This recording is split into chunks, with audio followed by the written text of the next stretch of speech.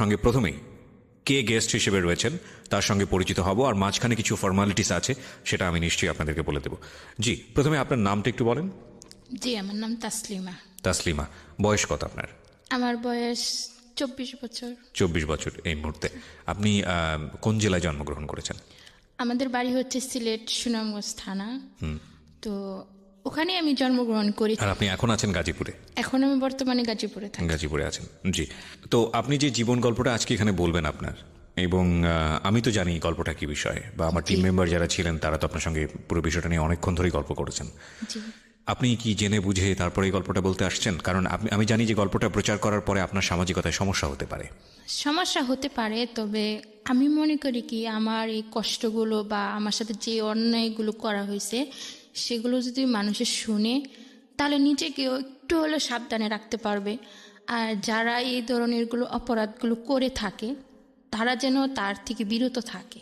আমি জানি না মানে আমাদের যে সমাজ ব্যবস্থা সেখানে আপনার এই গল্প বলার পরে কী ধরনের প্রভাব আপনার ব্যক্তি জীবনে পড়বে, কিন্তু আমরা আমাদের অনুষ্ঠানের শুরুতে এই বিষয়টা পরিষ্কার করি যে সম্পূর্ণ রিস্ক হচ্ছে আপনার, এবং যারা এখানে আসেন তারা মূলত মানুষের জন্য উপকারী করেন। এবং আজকের এই জীবন গল্পটা হয়তো অনেক বিবেকবান মানুষ মূলতই বিবেকবান, কিন্তু বিবেক কখনো কখনো ঢাকা পড়ে।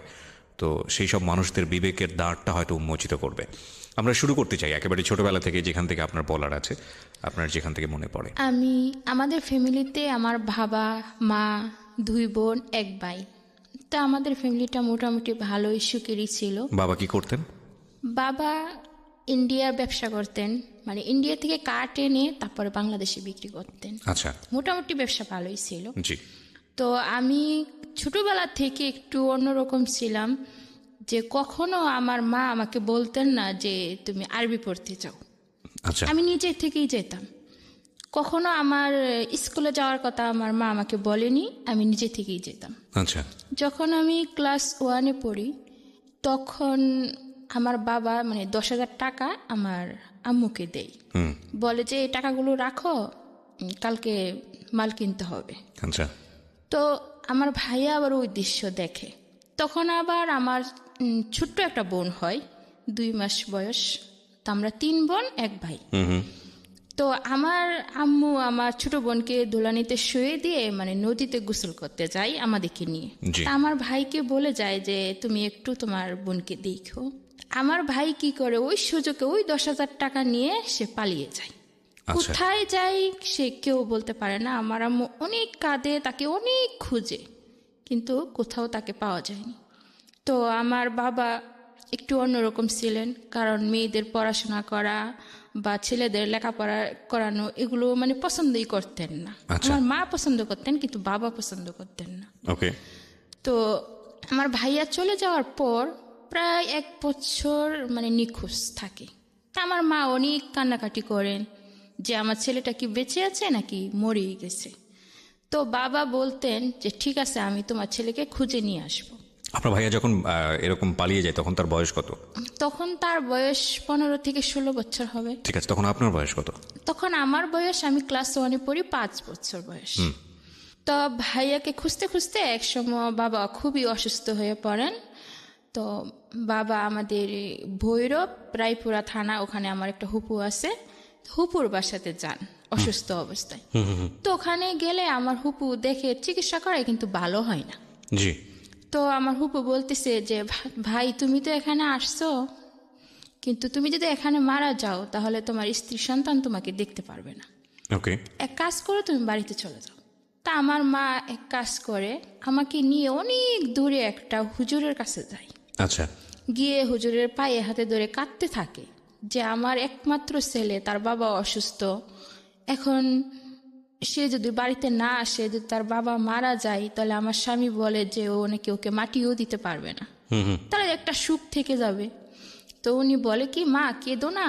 তো শনিবারে যাই আমাকে নিয়ে, তো উনি কিতাব দেখে 2টা তাবিজ লিখেন, যদি আপনার ছেলে জীবিত অবস্থায় থাকে তাহলে 7 দিনের ভিতরে ফিরবে, আর যদি না ফিরে তাহলে ভাববেন যে আপনার ছেলে মারা গেছে। তো আমার আম্মু আইনা তাই করে, শনিবারে তাবিজটা না রাখে। দেখা যাচ্ছে বৃহস্পতিবার রাত্রে 9টার দিকে আমার ভাইয়া বাড়িতে পৌঁছে যায়। জি। তো আমার ভাইয়াকে দেখে আমার আম্মু অনেক কাঁদতে থাকে যে তোর বাবা অসুস্থ, তুই কোথায় হারিয়ে গেছিলি। তখন ভাইয়াও কাঁদতে থাকে, বাবার পায়ে যায় পড়ে, আমি ভুল করছি, আমাকে ক্ষমা করে দাও। তো আমার বাবা বলে কি, না, সন্তানে যতই ভুল করুক মা বাবার কাছে ভুল মনে হয় না, আচ্ছা, আমি তোমাকে ক্ষমা করে দিছি। ওকে। তো আমার ভাইয়া আসার পরে 21 দিন পরে আমার বাবা মারা গেছে। তো আমার অনেক কষ্ট লাগে যে অল্প বয়সে, এত ছোট্ট বয়সে আমার বাবাকে আমরা হারিয়ে ফেললাম। তো এমনিতে অভাবের সংসার বেশি একটা উন্নত ছিল না। আমার ভাই আমার মা দুজনে রুজি করে, একটু জমি ছিল, ওগুলা কিছু বিক্রি করছে, আর কিছু বাড়িটা ছিল। ওরকম করে আমাদের দেখা যায় 5 পর্যন্ত পড়ানোর হয়, মোটামুটি আমার মা আমাদের নিয়ে চলতেছে। ঠিক ওই অবস্থা আমার 5-এর পরীক্ষা শেষ। তো আমার ভাইয়া চট্টগ্রামে থাকতো, ওখানে থেকে কাজ করত। ওখানে আবার আমার বাবা আমার মাকে বিয়ে করার আগে আরেকটা বিয়ে করছিল। তো ওনার ওই মানে আমার বড় আম্মু মারা গেছে। তো ওনার আবার একটি মেয়ে আছে, উনিও আবার চট্টগ্রামে থাকে, ওনার ওখানেই বিয়ে হয়। আমাকে নিয়ে আমার ভাই ওখানে যায় বেড়ানোর জন্য। তা আমি বেড়াতে যাই, আপার বোনের বাসায় থাকি। তো বোনের একটা দেওর আছে, মানে উনি মাঝে মাঝে আসতেন। তখন আমার বয়স মনে করেন 10 বছর বয়স। কিরকম জানি খারাপ নজরে তাকাইতেন আমার দিকে। তো আমার কাছে খুবই যন্ত্রণা মানে মনে হইতো যে ওই লোকটা এরকম কেন, এইভাবে তাকাচ্ছে কেন আমার দিকে। এক পর্যায়ে ও কি করে, আমার হাতে ধরে টেনে ধরে আমাকে। তা আমি কোনো রকমের ছুঁইটা পালাইয়া যাই। তো আমি ভাইয়াকে বলি, ভাইয়া আমার না এখানে থাকতে ভালো লাগে না, আমি বাড়িতে চলে যাব, আমি এখানে থাকবো না। তো ভাইয়া আবার 2-3 মাস পরে আমাকে সিলেট নিয়ে আসে, বাড়িতে চলে আসি।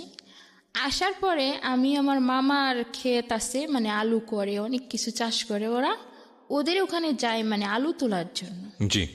তো মামা বলে কি যে না, তোরা আলু তুলবি না, তোদের আলু তোলার কোনো প্রয়োজন নেই, তোর মা ভালো না। তো এই কথাটা বলার পরে আমার অনেক খারাপ লাগে যে আমার মা ভালো না, কি করছে আমার মা, এক্স্যাক্টলি কাকে প্রশ্ন করব। একদিন মা বড়ই পারতে বড়ই গাছের তলায় যায় আর কি, অনেকটা দূরে। মানে মাকে কিভাবে প্রশ্ন করব, আর একাকি কোথাও আমি মাকে পাচ্ছি না যে এই প্রশ্নটা আমি করব। তো ওখানে যাওয়ার পরে আমি আমার আম্মুকে বলি যে মা, ওরা কি বলে এসব, লোকেরা বলে তুমি নাকি ভালো না, কি করছো মা তুমি? কই আমি তো কিছু করি নাই।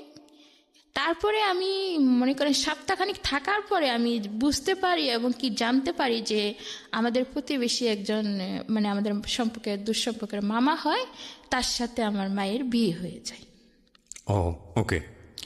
তো আমার ভাইয়া আসছে, আমার ভাইয়া বাজারে ঘাটে যায়, সেও শুনে তার কাছে খুবই খারাপ লাগে, সম্মানে বাঁধে। তো আমার ভাইয়া এক পর্যায়ে রাগ করে বাড়ি বিক্রি করতে চাই। তো গ্রামের লোকজন কিছুতেই বাড়িটাকে বিক্রি করতে দেয় না। তো বলে কি, তুমি যখন বিয়ে বসে গেছো আমাদের দিকে তাকাইলে না, তাহলে আমার ভাই বোন নিয়ে আমি যেদিকে চোখ যাই আমি ওদিকে চলে যাব। তো উনি কি করেন, আমাদের 3 বোনকে নিয়ে চলে যেতে চাই। কিন্তু আমার ছোট্ট বোনটা ছোট্ট ছিল, 3 বছরের মতন। তো ওকে রেখে দেয় গ্রামের মানুষ, কিন্তু আমাদেরকে রাখিনি। তো আমরা 2 জনকে নিয়ে চট্টগ্রামে চলে যাই। যাওয়ার পরে আমি এত ছোট যে কোথায় যে কাজ করব সেটা আমার পক্ষে সম্ভব না, বা কেউ আমাকে নিবেও না। তো ভাইয়া বলে যে কি কাজ করো, আমি একা কাজ করে তোমাদের পালবো। আবার আমার ছোট বোনটাকে স্কুলে ভর্তি করে দেয় ওখানে নিয়ে, কিন্তু আমাকে স্কুলে ভর্তি করে না, আমাকে কাজের জন্য চাপ দিতে থাকে। তা আমি বিভিন্ন অফিসে যাই চাকরি নেওয়ার জন্য, কিন্তু কোথাও আমার চাকরি হয় না। লাস্ট পর্যন্ত আমি একটা সুতার ফ্যাক্টরি, ওখানে গিয়ে কাজ করি। 1 সপ্তাহ কাজ করার পরে নাইট ডিউটি আসে। জীবনে কখনো জেগে থাকিনি। তো আমি 2 দিন নাইট করার পরে কি হয় যে জ্বর আসে আমার শরীরে, প্রচুর পরিমাণ জ্বর আসলে কি করে, আমি শুয়ে থাকি ঘরের ভিতরে, আমার ভাই একটা লাঠি নিয়ে আসে, আমাকে অনেক মারে যে তুই শুয়ে আসিস ডিউটি ফালাইয়া, তারপরে তোর চাকরিটা কি থাকবে, এরকম বলে। তখন আপনারা কয়জন মিলে থাকতেন একসঙ্গে? আমার 2 বোন, মানে আমার ছোট বোন, আমি, আমার ভাই, 3 জন মিলে থাকতেন। 3 দিন মিলে, মানে চিটাগঙ্গে বাইচে মুস্তান, ওখানে থাকতাম। আচ্ছা। আর আপনার মা তো তখন বিয়ে হয়ে অন্য কোথাও চলেই গেছে? অন্যের ঘরে চলে গেছে। ওকে। তখন আমার ভাইয়ার এই মায়ের আমি কিছুতেই সহ্য করতে পারিনি। তো মার খেয়ে আমি ওই আমার এই সৎ বোনের কাছে যাই, যাই বলে যে আপা তুমি আমার যে কোনো একটা কাজের ব্যবস্থা সৎ করে বোন দাও। বলতে সৎ বোনটাকে? মানে আমার বাবার আগের তরফের ও, মেয়ে, আগের তরফে ওনার একটা বিয়ে ছিল। আচ্ছা, হ্যাঁ। বিয়ে ছিল মানে উনি মারা গেছে, তো উনার একটা মেয়ে থাকে, তো উনি আমাদেরকে বেশি একটা কেয়ার করতেন না, মানে দেখতে পারতেন না, আশ্রয় দিতেন না, ভালোবাসতেন না আমাদেরকে। তবুও আমি ওনার কাছে যাই, যাই বলি যে আমাকে একটা চাকরি দাও বা একটা কাজ দাও, আমি ভাইয়া আমাকে মারে, আমি ওখানে থাকবো না। তো উনি কি করেন, ওনার একটা দুঃসম্পর্কের একটা মেয়ের সাথে মানে ফিশারিতে নিয়ে চাকরি দেয় আমাকে। আচ্ছা, ফিশারিতে চাকরি দেওয়ার পরে আমি কাজ করতে থাকি টানা সকাল 8টা থেকে রাত 8টা পর্যন্ত ডিউটি, 1500 টাকা বেতন। জি। তো ওখানে আবার থাকার কোয়ার্টার আছে, আবার ওখানে খাওয়া দাওয়ার মানে ব্যবস্থা ভালো, 600 টাকা মাসে কাটে। তো মেয়েদের সাথে ওখানেই আমি থাকতাম। তা আমার বোন কি করতো, আমার যে সৎ বোন আমাকে নিয়ে চাকরি দিছিল, উনি ওখানে যাইতেন, যে আমি চাকরি করতাম, উনি মাসে মাসে টাকাটা নিয়ে আসতেন। জি। তখন ওখানে আমাদের মেয়েদের সাথে পরিচয় হতে হতে তখন মেয়েরা আমাকে বলতেছে যে তুমি এত কষ্ট করে কাজ করো, এক সেট জামা কাপড় বানাইতে পারো না, কিছু না, তোমার বোন আসে টাকা নিয়ে যায়, এই মাসের থেকে তুমি আর টাকা দিবা না, আমাকে শিখিয়ে দিই। তো ও আসে টাকার জন্য, আসলে আমি বলি কি না, তোমাকে টাকা দিব কেন, কষ্ট করে আমি কাজ করব আর তুমি টাকা নিয়ে যাবে, সেটা হয় না, আমি এবার জামা কাপড় বানাবো। তখন আমি কেরানিকে গিয়ে বলি যে আপনি আমার বোনের হাতে বেতন দেন কেন, আমার বোন কাজ করে না আমি কাজ করি, তুমি এই কাজ করো, তাহলে টাকা আমার কাছে দিবেন। তো ওরা কি করে, এক পর্যায়ে আমার বোন টাকা না পাওয়ার কারণে ও আমাকে জুতো দিয়ে ওখানেই মেরে আসে। আচ্ছা। তো আমার ভাই 3 মাস 6 মাস পর পর আমাকে দেখতে যেত, কিন্তু দেখতে যেত না, আসলে টাকা আনতে যেত। কখনো ভাবতো না যে আমার একটা ছোট বোন আছে, তার জন্য একটা জিনিস কিনে নিয়ে যায়, এরকম কিছু করতো না। তো সবাই বলতো তোর কেমন ভাই কেমন বোন, ওরা তোর কথা ভাবে না কখনো, শুধুই টাকা নিতে আসে। তো আমার মনে অনেক কষ্ট লাগতো, মাও হারিয়ে গেল, ভাইয়ারও এরকম করে, বোনও এরকম করে, আমি কার কাছে যাব, কিভাবে আমি জীবনে বাঁচবো। তো ওখানেই আমি থাকি, এইভাবে থাকতে থাকতে প্রায় 1.5 বছর থাকি। থাকার পরে ওখান থেকে না বের হতে দেয় না ছুটি দেয়। আচ্ছা, ক টাকা মাইনে পেতেন? 1500 টাকা। 1500 টাকায় সারা মাস এরকম পরিশ্রম করে? জি, 1500 টাকা। ওকে। তো ছুটি না পাওয়ার কারণে মানে আমরা এক সময় অনেকটা বড় হয়ে যাই আর কি। তো ওখানে আবার মনে করেন মেয়েদের সাথে চলতে চলতে থাকতে থাকতে আমি আবার অনেকটা বড় হই, আবার অনেকটা চালাকও হয়ে যায়। প্রিয় শ্রোতা, আমরা এখানে একটা বিরতি নেব। জি, তখন ওখানে মেয়েদের সাথে মিশতাম, চলতাম, ভালোই কাটছিল সময়গুলো। তো ওখানে একটা ছেলে আসে, মানে তাদের বাড়ি হচ্ছে বরিশাল। তো ও আসার পরে না অনেক দেখতে শুনতে খুবই ভালো ছিল, স্মার্ট ছিল, তো সবাই ওকে পছন্দ করত। তো সবাই কথা বলতো, কিন্তু আমি তার সাথে কখনোই কথা বলতাম না। আর আমার একটা সুনাম ছিল ওই অফিসে, যে আমি কথা কম বলতাম এবং ভদ্রতা ছিল বেশি আমার মাঝে। যে ছাড়েরা আসতেন ওখানে, সব ছাড়েরা আমাকে বেশি স্নেহ করতেন এবং ভালোবাসতেন। তো ওর নাম ছিল লিটন, আমার সাথে আরেকটা মেয়ে ছিল, ওর নাম ছিল আকলিমা। তো নিজে নিজে চিঠি লেখে মানে আমাকে বলতেছে যে ওই ছেলেটা আমাকে একটা চিঠি দিছে। তো আমি বলতেছি ওই ছেলেটা তোমাকে চিঠি দিবে, আমি বিশ্বাস করি না। তো ও আমাকে হিট লাগাইতেছে যে আমাকে দিবে না তো কি তোমাকে দিবে, আমাকে হ্যাঁ আমাকে দিবে। ছেলেটার নাম কি ছিল? লিটন। লিটন, ওকে। তো আমি বললাম, ও আমাকে সাথে চ্যালেঞ্জ করতেছে যে 1 সপ্তাহ টাইম, যদি তুই এই চ্যালেঞ্জে জিততে পারস তাহলে আমি তোকে 1000 টাকা খাওয়াবো, আর যদি তুই হেরে যাস তাহলে আর তুই আমাদেরকে 1000 টাকা খাওয়াবি। ওকে। মানে এরকম একটা বাজি ধরে আর কি আমার সাথে। তো আমি কই ঠিক আছে। তো ছেলেটা দিনে ডিউটি করতো, আর আমরা নাইট ডিউটি করতাম। তো ওরা বের হতো আর আমরা ঢুকতাম, ঠিক ওই অবস্থায় ওর সাথে আমার দেখা হতো বেশিরভাগ সময়। তো আমি আগে থেকে বুঝতে পারতাম যে ছেলেটা আমাকে অবশ্যই পছন্দ করছে। তো আমি ওকে দেখে হাসতাম। তো ওরকম হাসতে হাসতে 1-2 দিন পরে ও কি করে নাইট শিফটে চলে আসে। তো আদার পিসের কাজ হতো ওই অফিসে বেশিরভাগ। আদার পিসের কাজ হইলে দেখা যাইতো কি ওরা আর আমরা একসাথে মিলেমিশে কাজ করতে হইতো। মানে আমি, আমার আরো 2টা বান্ধবী ছিল, সুমি, জমিলা, আমরা তিনজনই এক সমান সমবয়সী ছিলাম। তো ওরা আদার পিছে যে স্যারগুলো ছিল, যে ভাইয়ারগুলো ছিল আর কি, তো ওরা আমাদেরকেই বেশি পছন্দ করতো। অন্য সব কোনো মেয়েকে পছন্দ করতো না, সবাইকে বের করে দিত ফ্লোরে, আর আমাদেরকে রেখে দিত। তো আমরা ওই কাজগুলো করলে স্যারেরা আমাদেরকে বোনাস দিত। জি। তো এইভাবে ওই ছেলেটা মানে আস্তে আস্তে ওর সাথে আমার কথা হয়। কথা হইতে হইতে একদিন আজানের আগেই কাজ শেষ হয়ে যায়। আচ্ছা। তখন ওর একটা বন্ধু দিয়ে ওই অফিসের মধ্যে, আবার বিদেশি অফিস ছিল, তো অনেক ফুলের বাগান ছিল, দেখতে খুবই সুন্দর ছিল অফিসটা। তো ফুল আইনে আমার সামনে ধরে রাখছে। আমি বলতেছি, কি ব্যাপার, ফুল আসলো কই থেকে, আপনি আমাকে ফুল দিচ্ছেন কেন? আমি তো দেই নেই, একজন তোমাকে ফুলগুলো দিছে। কে দিচ্ছে? লিটন। আমি তখনও 1 সপ্তাহ পূর্ণ হয়নি, 1 সপ্তাহ পূর্ণ হতে 2 দিন বাকি আছে। তো ফুলগুলো দেওয়ার পরে আমি নিছি, মানে আমি তাকে বুঝাইছি যে আমিও তাকে পছন্দ করি। জি। পরের দিন ও আমাকে একটা চিঠি দেয়। চিঠিতে অনেক কিছু লেখা থাকে যে ও আমাকে পছন্দ করে, ভালোবাসে। তখন এই চিঠিটা আমি আবার আমার ওই যার সাথে আমি মানে বাজিয়ে রাখছি তাকে পড়ে শুনে, আমাকে শুনো, তুমি আমাকে 1 সপ্তাহ সময় দিছিলে, আর 1 সপ্তাহের মধ্যেই আমি কিন্তু জিতে গেছি। জি। তারপরে ও আমাকে 1000 টাকা দেয়, দিলে আমরা সবাই বান্ধবীরা মিলে খুব মজা করে খাই, মানে অনেক কিছু কিনে খাই। খাওয়ার পর আমার উদ্দেশ্য হলো যে আমি আর ওর সাথে কখনই কথা বলবো না, জাস্ট এটা একটা মজা ছিল। তো ও তো সত্যি সত্যি আমাকে মন থেকে ভালোবাসতো। তা আমি কথা না বলার কারণে সে আমাকে অনেক খুঁজতে থাকে, মানে আমাকে অনেক রিকোয়েস্ট করতে থাকে, সবাইকে দিয়ে খবর পাঠায়, সিটি দেয় যাতে আমি ওর সাথে 1 মিনিটের জন্য হলো কথা বলি আর কি। তো ওরকম করতে করতে ওর প্রতি আমার একটা মায়া কাজ করে, আমিও ওর সাথে কথা বলি। বলতে বলতে এক সময় একদম সুন্দর একটা সম্পর্কই তৈরি হয়ে যায় আমাদের মাঝে। জি।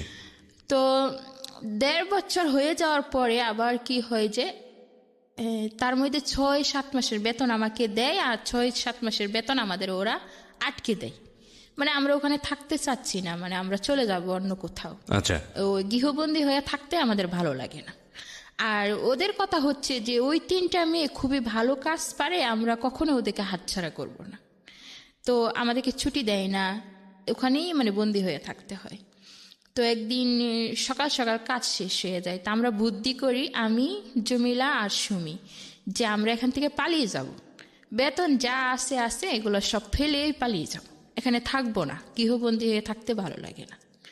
তো আমরা ফ্যাক্টরির সমস্ত সাইড মানে ঘুরতে থাকি আর কি, যে কোন দিক দিয়ে পালানো যায়, গেট দিয়ে তো আর বাইরে হইতে দিবে না। তো একটা দারোয়ান ছিল, মিজান নাম, উনি বলতেছে, কি ব্যাপার তোমরা এত ঘোরাঘুরি করতেছো, পালিয়ে যাবা নাকি? আমি বলতেছি, আরে না, পালাবো কেন, যাইলে গেটের সামনে দিয়ে যাব, পালাবো না। তো আমরা কি করি, ঘরে যাই, ঘরে গিয়ে লাইট বন্ধ করে নিজেদের ব্যাগ গুছাইয়া ওই মানে ওয়ালের ও পাশে যেতে হবে যে কোনোভাবে। এখন জমিলা একটু পাতলা সাইজের ছিল, ও পার হয়ে যায়, আমিও পার হয়ে যাই, সুমিও পার হতে পারে না। তো ওরা কষ্ট করে টেনে মাইনা তুলি, আমরা তুলে 3জনেই পার হয়ে অনেকটা দূরে চলে যায়, যে একজনের বাসায় জামা কাপড়গুলো রাখি, কিন্তু অফিসের লোক ঠিকই ধরে ফেলে যে আমরা পালিয়ে যাই। তো আমরা যাই মেন রোডে উঠি, ওরাও অফিসে মানে গেট দিয়ে যায়, আর সামনে আমাদের সামনাসামনি হয়ে যায়। এখন আমরা খুবই ভয় পাইতেছি যে ওরা তো আমাদেরকে এখন ধরে নিয়ে যাবে, এখন কি করব। তো রিক্সাওয়ালাকে বলি যে আমাদেরকে নিয়ে যান, ওনারা নেই না। বাসওয়ালাকে বলি যে আমাদেরকে নিয়ে যান, ওনারাও নিচ্ছেন না। তখন আজানের পর একদম কোনো মানুষ নাই রাস্তাঘাটে। এভাবে করতে করতে আমরা কি করি, একসময় দৌড়াইতে থাকি, 3জনই দৌড়াইতে থাকি। তো ওরা আমাদের পিছনে দৌড়াইতে থাকে, আমরাও দৌড়াইতে থাকি। দৌড়াইতে একদম চন্দননগর এলাকা, মানে অলিগলি এলাকা, ওটার ভিতরে ঢুকে যায়, পাহাড়ি এলাকা। দৌড়াইতে আবার ওখানে গিয়ে আবার একটা খাল আছে অনেক বড়, যাকে বলে আর কি হাক্কা বলে, মানে অনেক দূরে একটা করে মানে ভাস দেওয়া। তো জমিলা ওই হাক্কাটা পার হয়ে যায়, কিন্তু আমরা 2জন আর পার হতে পারি না। তো আমরা থেকে যাই, তো দেখি কি ওরা চলে আসতেছে। তো এই অবস্থায় কি করি, পাশে একটা মানে বাড়ি ছিল, ও বাড়িতে যে আমরা ঢুকে যাই, ওরা খালি দরজা খুলে, আর আমরা গিয়ে কি করি, আমি যে দরজার পিছনে লুকাই, ও যে একদম খাটির নিচে লুকাই। তো ওরা কি করে, আইসা আমাদের ধরে ফেলে। আমরা 2জনকে ধরে তারপরে আমরা বলি কি, না আমরা যাব না, তোমরা ওখানে বেতন দেয় না, আমাদেরকে ছুটি দেয় না, এই জন্য আমরা পালাইছি, তোমরা আমাদেরকে ধরে নিতে আসছো কেন, আমরা যাব না। ওদের উদ্দেশ্য হলো আমাকে ধরে নিয়েই যাবে। তা ওরা আমাদেরকে নিয়ে আসে অফিসের ভিতরে। আনার সময় আমাদেরকে হাতে ধরে ধরে আনতে চাই, পরে বলি কি খবরদার হাতে ধরবা না, কারণ আমরা তো চুরি করি নাই, তোমাদের কোনো জিনিস তো আর চুরি করি নাই, তো তোমরা হাতে ধরে নিয়ে গেলে মানুষে দেখবে, তাহলে কিছু মনে করবে। আমরা এভাবে যদি না ধরো, আমাদেরকে ছেড়ে দাও, আমরা নিজে নিজে অফিসের ভিতরে যাব। অফিসের ভিতরে গেলে প্রথম অবস্থায় যা হয়, একটা দারোয়ান, ওই যে মিজান, ও আমাদের উপরে মানে আসে, মারতে আসে, যে তোরা পালাইলি কেন, সব চাপটা তো আমার উপরে পড়বে। মারতে আসলে আবার অনেক লোক আছে, তারা বাধা দেয়। তা আনে কেরানি আইনে কি করে, আমাদের একটা রুমের ভিতরে বন্দি করে রাখে। শুধু বন্দি করে রাখে না, উনি আইসার জাস্ট কয়েকটা থাপ্পড় মারে আমার গালে, যে আমি একদমই পড়ে যাই, যে পালাইলি কেন। আর সুমিকে তো কয়েকটা থাপ্পড় দিলে পড়ে যায়, ও পড়ে গেলে ওর বুকের উপরে পাড়া দিয়ে ধরে। কে করে কাজটা? কেরানি, মানে কন্ট্রাক্টদারও আছে, মানে যে কেরানি আমাদের দেখাশোনা করতো, বেতন দিত, উনি এই কাজটা করে। মানে বাসা থেকে কেন পালালি? মানে ওখান থেকে আমরা কেন মানে পালাম, কাজের ওই জায়গাটা থেকে কেন পালালি? জি, কাজের ওই জায়গা থেকে কেন পালালাম। তো বলে যে কি, মানে যে বুয়া রান্না বান্না করতো মেস, ওনাদেরকে বলে দেওয়া হয় ওদের দুজনকে আজকে সারাদিনও খাবার দিবি না, এবং কি একটা ঘরের মধ্যে রেখে আমাদেরকে তালা মেরে দেয় পুরোপুরি। তো আমরা দুজন ওখানে সকালও খাবার নেই, দুপুর। আচ্ছা, আমি খাবারের জায়গায় আসছি, তার আগে একটু বলেন তো আমাকে, কাজটা কি ছিল আপনাদের? কাজটা ছিল মাছ প্যাকেট করা, যে মানে বিভিন্ন জায়গা থেকে অনেক ধরনের মাছ আসতো এখানে। এই মাছটা কোথায় যেত? ওটা বিদেশ যেত, বিদেশ চলে যেত। আচ্ছা, তো ওই ফ্যাক্টরিতে আপনারা মূলত মাছ প্যাকেট করার কাজ মাছ করতেন? প্যাকেট করতাম। আচ্ছা, ঠিক আছে, বলেন তারপর। তারপরে আমরা না খেয়ে সারাদিন থাকি। তো সন্ধ্যা হয়ে গেলে মানে আমার খুবই খারাপ লাগে যে কখনো না খেয়ে থাকিনি, আজকে সমস্ত দিন না খেয়ে থাকলাম, বা ওরা আমাদের উপর মারধর করলো। তা আমি সুমি আবার পড়তে জানতো না, লিখতেও জানতো না, তা আমি তো আবার একটু লিখতে জানতাম। তো আমি একটা চিঠি লিখে জানালা দিয়ে ফেলে দিই।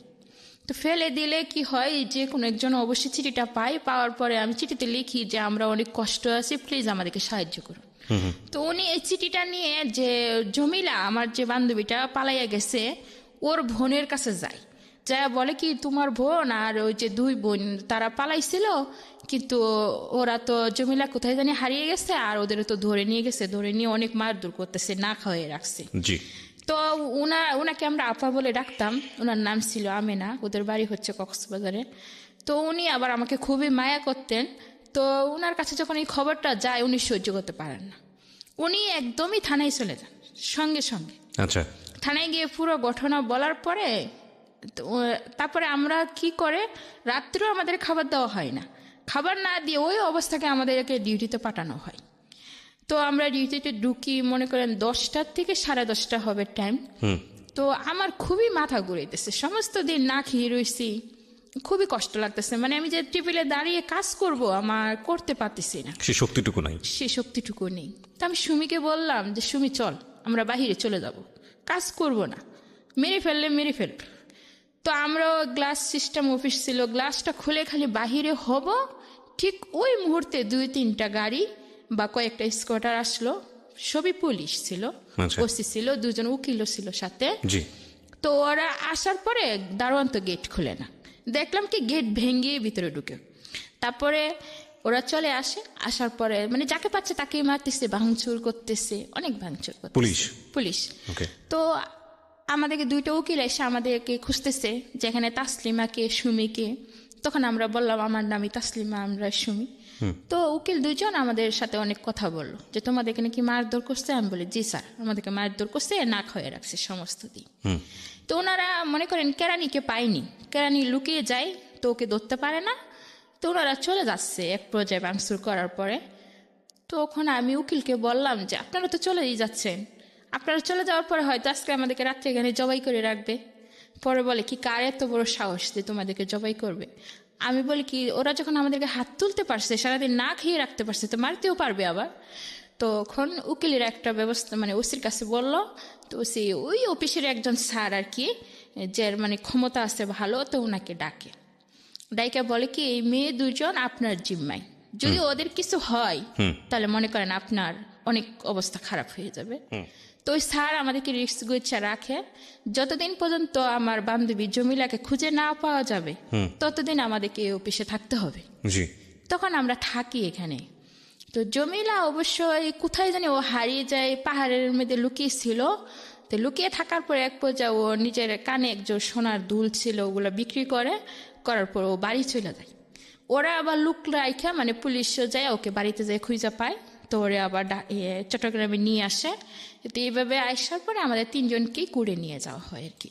আচ্ছা। কুড়ে নিয়ে যাওয়ার পরে আমরা সাক্ষ্য দিই যা যা হয়েছে। তো কুড়ের থেকে আদেশ করা হয়েছে যে মেয়েদের 1 বছরের যে টোটাল বেতনটা ওরা পাবে, সেই বেতনগুলো আমাদের উকিলের মাধ্যমে বা ওসি থেকে দেওয়া হবে, এবং কি প্রত্যেকটা মেয়েকে গার্জিয়ান অনুযায়ী বাড়িতে পাঠাতে হবে, আর যার গার্জিয়ান নেই তাকে পুলিশ সহকারে বাড়িতে দিয়ে আসবে। জি। তখন আমি যে আমার যে বোনটা ছিল না, যে জুতা দিয়ে আমাকে মারছিল, আমার সৎ বোনটা, জি।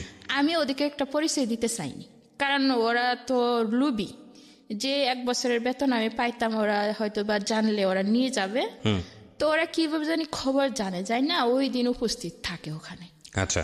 জমিলার বোনের কাছে জমিলাকে হাতে তুলে দেওয়া হয়, আর আমাকে ডাকে স্যারেরা যে আমার দুলাভাই আর ওই জাহাপা আসে ওদের সাথে যাওয়ার জন্য। তখন আমি ওইটা বললাম কি যে ওনারা কারা, ওনারা আমার আপা হয় না। তখন ওসি আমাকে একটা ধমক দেয়, কে মেয়ে চুপ থাকো, নিজের বোনকে চিনতে পারো না। তখন বাধ্য হয়ে ওদের কাছে যেতে হয় আর কি। তো টোটালি আমার বেতন 8 থেকে 10,000 টাকার মতো আসে। তো ওই টাকাটা আবার আমার আপার কাছে দেওয়া হয়। জি। আমার আপা ওই টাকাটা পুরাটি আত্মসাৎ করে ফেলে। আমি ওকে অনেক রিকোয়েস্ট করি যে আপা আমি তো ওখান থেকে চলে আসছি চাকরি ছেড়ে, আমি কি খাবো কি করব, তো আমারে তুমি 1,000 টাকা হলো দাও। কিন্তু একটা টাকাও সেদিন ও আমাকে দেয়নি, পুরোটাই আত্মসাৎ করে। আপনার এই সৎ বোন? জি। তখন আমি কয় টাকা পেয়েছিলেন 1 বছর কাজ করে? 10,000 টাকার মতো হবে টোটালি। মাত্র? আজকে মাত্র তো আমার জায়গা থেকে বা যারা শুনছেন তাদের অনেকের জায়গা থেকে, কিন্তু এই 10,000 টাকার জন্য ওকে 1 বছর পরিশ্রম করতে হয়েছে এবং সেই টাকাটাও আত্মসাৎ হয়েছে। গল্প কিন্তু এটা না প্রিয় শ্রোতা, গল্প সামনে। হ্যাঁ বলেন। তারপরে আমি ওখান থেকে মনে করেন মোহাম্মদনগর, যেখানে বলে মানে একজনের বাসায় আমি আশ্রয় নিই, তাকে আমি কাকা রাখতাম। উনি আমাকে মেয়ের মতোই স্নেহ করতেন। আচ্ছা। তো উনার বাসায় আমি থাকতাম। থাকার পরে আমি একটা ছোট একটা অফিসে চাকরি নিয়ে নিই, গার্মেন্টসে যেটা বলে, হেল্পারি করতাম। 900 টাকা বেতন, মাত্র 900 টাকা বেতন, মানে ওভার টাইম নিয়ে টোটালি মাসে 1500 টাকা, সেই আগের জায়গার মতোই 1500 টাকা পেতাম। 1,000 টাকা ওদের মানে খাওয়ার খরচ দিতাম, আর 500 টাকা থাকতো মাস শেষ হলে, ওটা দিয়ে আমার যা ভালো লাগতো তাই কিনতাম। তো এভাবে থাকতে থাকি। এক পর্যায়ে আমার ভাই বিয়ে করে। তখন বিয়ে করার পরে চট্টগ্রামে আবার যাই। যাওয়ার পরে আমি যে বাসায় থাকি ওই বাসার থেকে আমাকে নিতে আসলে আমি যাইতে রাজি হই না, কারণ আমি যখন বিপদে ছিলাম তখন তুমি পাশে ছিলে না, তুমি আমাকে মেরে ঘর থেকে বের করে দিছো, আমি এখন তোমার সাথে যাব না।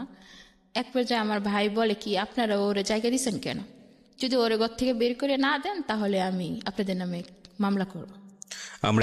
এক পর্যায়ে ওখান থেকে আমার ভাই আমাকে নিয়েই আসে, মানে ওই যে আমি চাকরি করি সেজন্য তাদের লোভে। তো ভাইয়ের এখানে আসার পরে দেখা যায় কি আমাকে সকালে কাজ করতে হয়, বিকালে কাজ করতে হয়, অফিসে কাজ করতে হয়। তো আমার ভাবিও ভালো না, মানে ঠিক মতো বাজার করতো না। তা আমার কাছে অনেকই খারাপ লাগতো আর কি।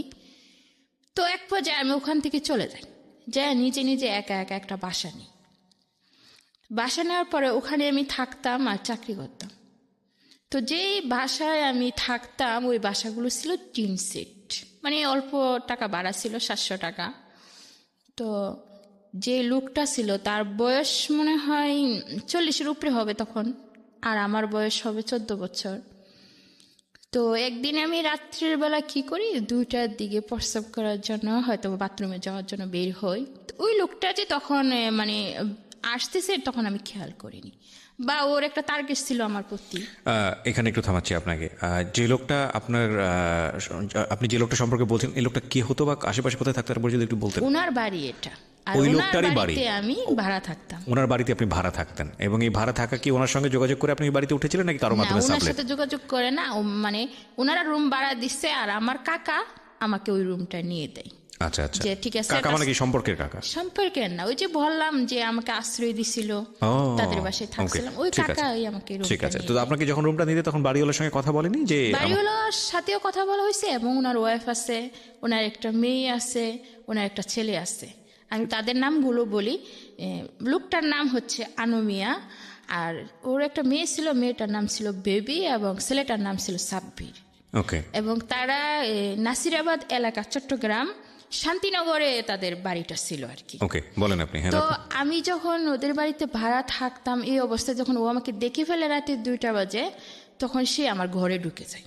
এক পর্যায়ে আপনি কি আলাদা থাকতেন, একা একটা রুম একা নিয়ে? একা এক রুমে থাকতাম। তো আমার ঘরে ঢুকে গেলে আমি আবার বলি যে এত রাতে আপনি আমার ঘরে আসলেন কেন, কি দরকারে আসলেন? তো ও কিছু বলে না, কেমনি আসলাম। তো এক পর্যায়ে ও কি করে, আমার মুখ চাইপা ধরে। তা আমি ওর সাথে অনেক জোরাজোরি করলেও কিন্তু আমি শক্তিতে অবশ্য পারি না, সেই রাতেও সে আমাকে রেপ করে। তো বলে কি চিল্লাচিল্লি করে কোনো লাভ নেই, চিল্লাচিল্লি করলে নিজের মান সম্মানই যাবে, তোমাকে লোকে খারাপ বলবে, আমাকে কিছু বলবে না। তো আমি পরের দিন অফিসে চলে যাই, কিন্তু অনেক কাঁদি, অনেক কাঁদতে থাকি যে এটা কি হলো আমার সাথে, আমি তো কোনো অন্যায় করিনি, তবে ওই লোকটা এত খারাপ কেন? তো আমার একা থাকতে খুবই ভয় লাগতো ওই বাড়িতে, ওই ঘটনার পর থেকে। তো আমার আরেকটা মানে মেয়ে আর কি, তাকে আমি ভাবি ডাকতাম সম্পর্কে।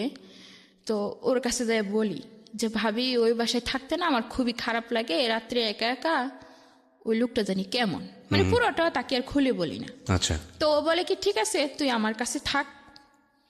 তো আমি বললাম কি তাহলে ভাইয়া কোথায় থাকবে? তো কাজে চলে যাবে, তো তুই আমার কাছেই থাক আজকে রাত্রে। ওর আবার ছোট একটা বাচ্চা হয়, 2-2.5 মাসের। তো আমি ওই বাসায় ওর সাথে ঘুমিয়ে পড়ি। তো ওর স্বামী বলে যে কি আমি আজকে রাত্রে বাসায় আসবো না।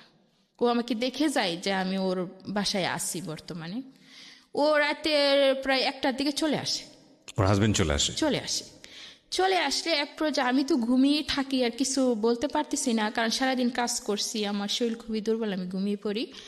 আর ওর হাজবেন্ড আসার পরে কি হয় যে ওর ছোট বাচ্চাটাকে কোলে নিয়ে ওর বউ বসে থাকে, আর ওর হাজবেন্ড চাচ্ছে যে আমার এখানে আসবে, আমার কাছে আসবে। আর ওর বউ চাচ্ছে যে কি ছোট্ট একটা মেয়ে বা এমন একটা ইতিম মেয়ে, তুমি ওর কাছে যেও না বা ওকে নষ্ট করো না।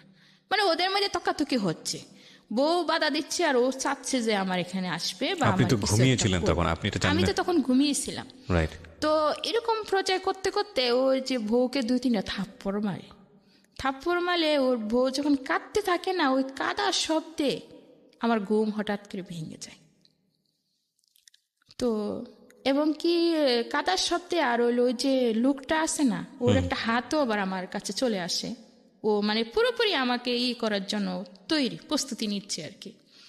তো এই অবস্থায় আমার ঘুম ভেঙে যায়। ঘুম ভেঙে গেলে আমি লাইটটা জ্বালিয়ে দিই আর কি, করে যে লাইটটা থাকে জ্বালানোর পরে দেখি এই অবস্থা, ভাবি বসে বসে কাঁদতেছে আর ওই অবস্থা। তো আমি ওদের কিচ্ছু বলি না, তো রাত্রের বেলা না বলে সোজা দরজাটা খুলে বাহিরে চলে যায়। বাহিরে গিয়ে গেটটা খুলে একদম আমার বাসায় চলে যায়। তখন রাতের বাজে 2টা। আপনার বাসার দূরত্ব কতটুকু ছিল ওখান থেকে? দূরত্ব ছিল 5 মিনিট।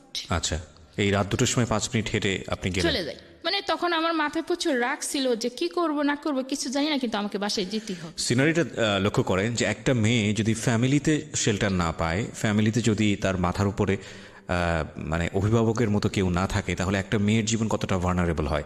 এবং এটা আমাদের এই জীবন গল্পে আজকে প্রথম না, আমরা আমাদের এই জীবন গল্পে অনেকবার এটা দেখিয়েছি, ভয়াবহভাবে দেখিয়েছি। আজকে হয়তোবা সেটা আরও এক্সট্রিম লেভেলে যাবে। এবং শুধু একটা কথাই বলতে চাই, খুব মনোযোগ দিয়ে শুনুন, সিচুয়েশন না, একটা মানুষের জীবনকে চিন্তা করুন। যখন তাসলিমা এই গল্পটা বলছে, তাসলিমাকে নিজের মধ্যে ধারণ করার চেষ্টা করুন যে তাসলিমার জায়গায় যদি আপনি হতেন তাহলে আপনার জীবনটা কেমন হতো। ও কিন্তু মানুষ, এবং যারা শুনছেন তারাও মনুষ্যত্বের পরিচয় দেবেন আশা করছি। ওকে, যেখানটায় তারপরে ছিলাম। আমি চলে যাই, যাওয়ার পর ওখানে গিয়ে অনেক কাঁদতে থাকি, সমস্ত রাত আমি কাঁদতে থাকি। কাঁদতে কাঁদতে এক পর্যায়ে আমি ঘুমিয়ে পড়ি। তো ঘুমের মধ্যে আমার মনে হয় আমার বাবাকে আমি স্বপ্নে দেখি। আমার বাবা আমাকে বলতেছে যে মা তুমি এখান থেকে পালিয়ে যাও, এখান থেকে তুমি চলে যাও, নাহলে তোমার জীবন আরও শেষ হয়ে যাবে। তো আমি কি করি, বেতনের অপেক্ষা করি। মানে বেতনটা হওয়ার পরেই আমি আমার মায়ের কাছে চলে যাই। আমার মা তখন সুনামগঞ্জে থাকেন না, তখন সিলেট কোম্পানিগঞ্জ থাকেন। তো ওখানে চলে যাই। যাওয়ার পরে দেখি আমার মা ওই সংসার মানে আমাদেরকে হারিয়ে আমার মা তার নিজের ভুল বুঝতে পারছে, বোঝার পরে সে ওই সংসার থেকে চলে আসছে এবং কি ওই সংসারে গিয়ে আমার মার একটা মেয়ে হয়েছে। তখন ছিলাম আমরা 3 বোন, এখন হলাম 4 বোন। তো ওখানে যাওয়ার পরেও আমার ভাইয়া বিয়ে করে ফেলছে, তার সংসার নিয়ে ব্যস্ত। আমার মা একা একা থাকে, আমার 2টা বোনকে পালে, আবার 3 বোনকে পালে। এখন আমিও যদি ওখানে বসে থাকি তাহলে আমার মার এমনি অবস্থা খুবই খারাপ। আর আমাদের দেশে যে জমিটা ছিল আমার ভাই ওটা বন্ধক দেয়, বন্ধক দিলে আরেকজন ডুপ্লিকেট করে ওটা লিখে নেয়।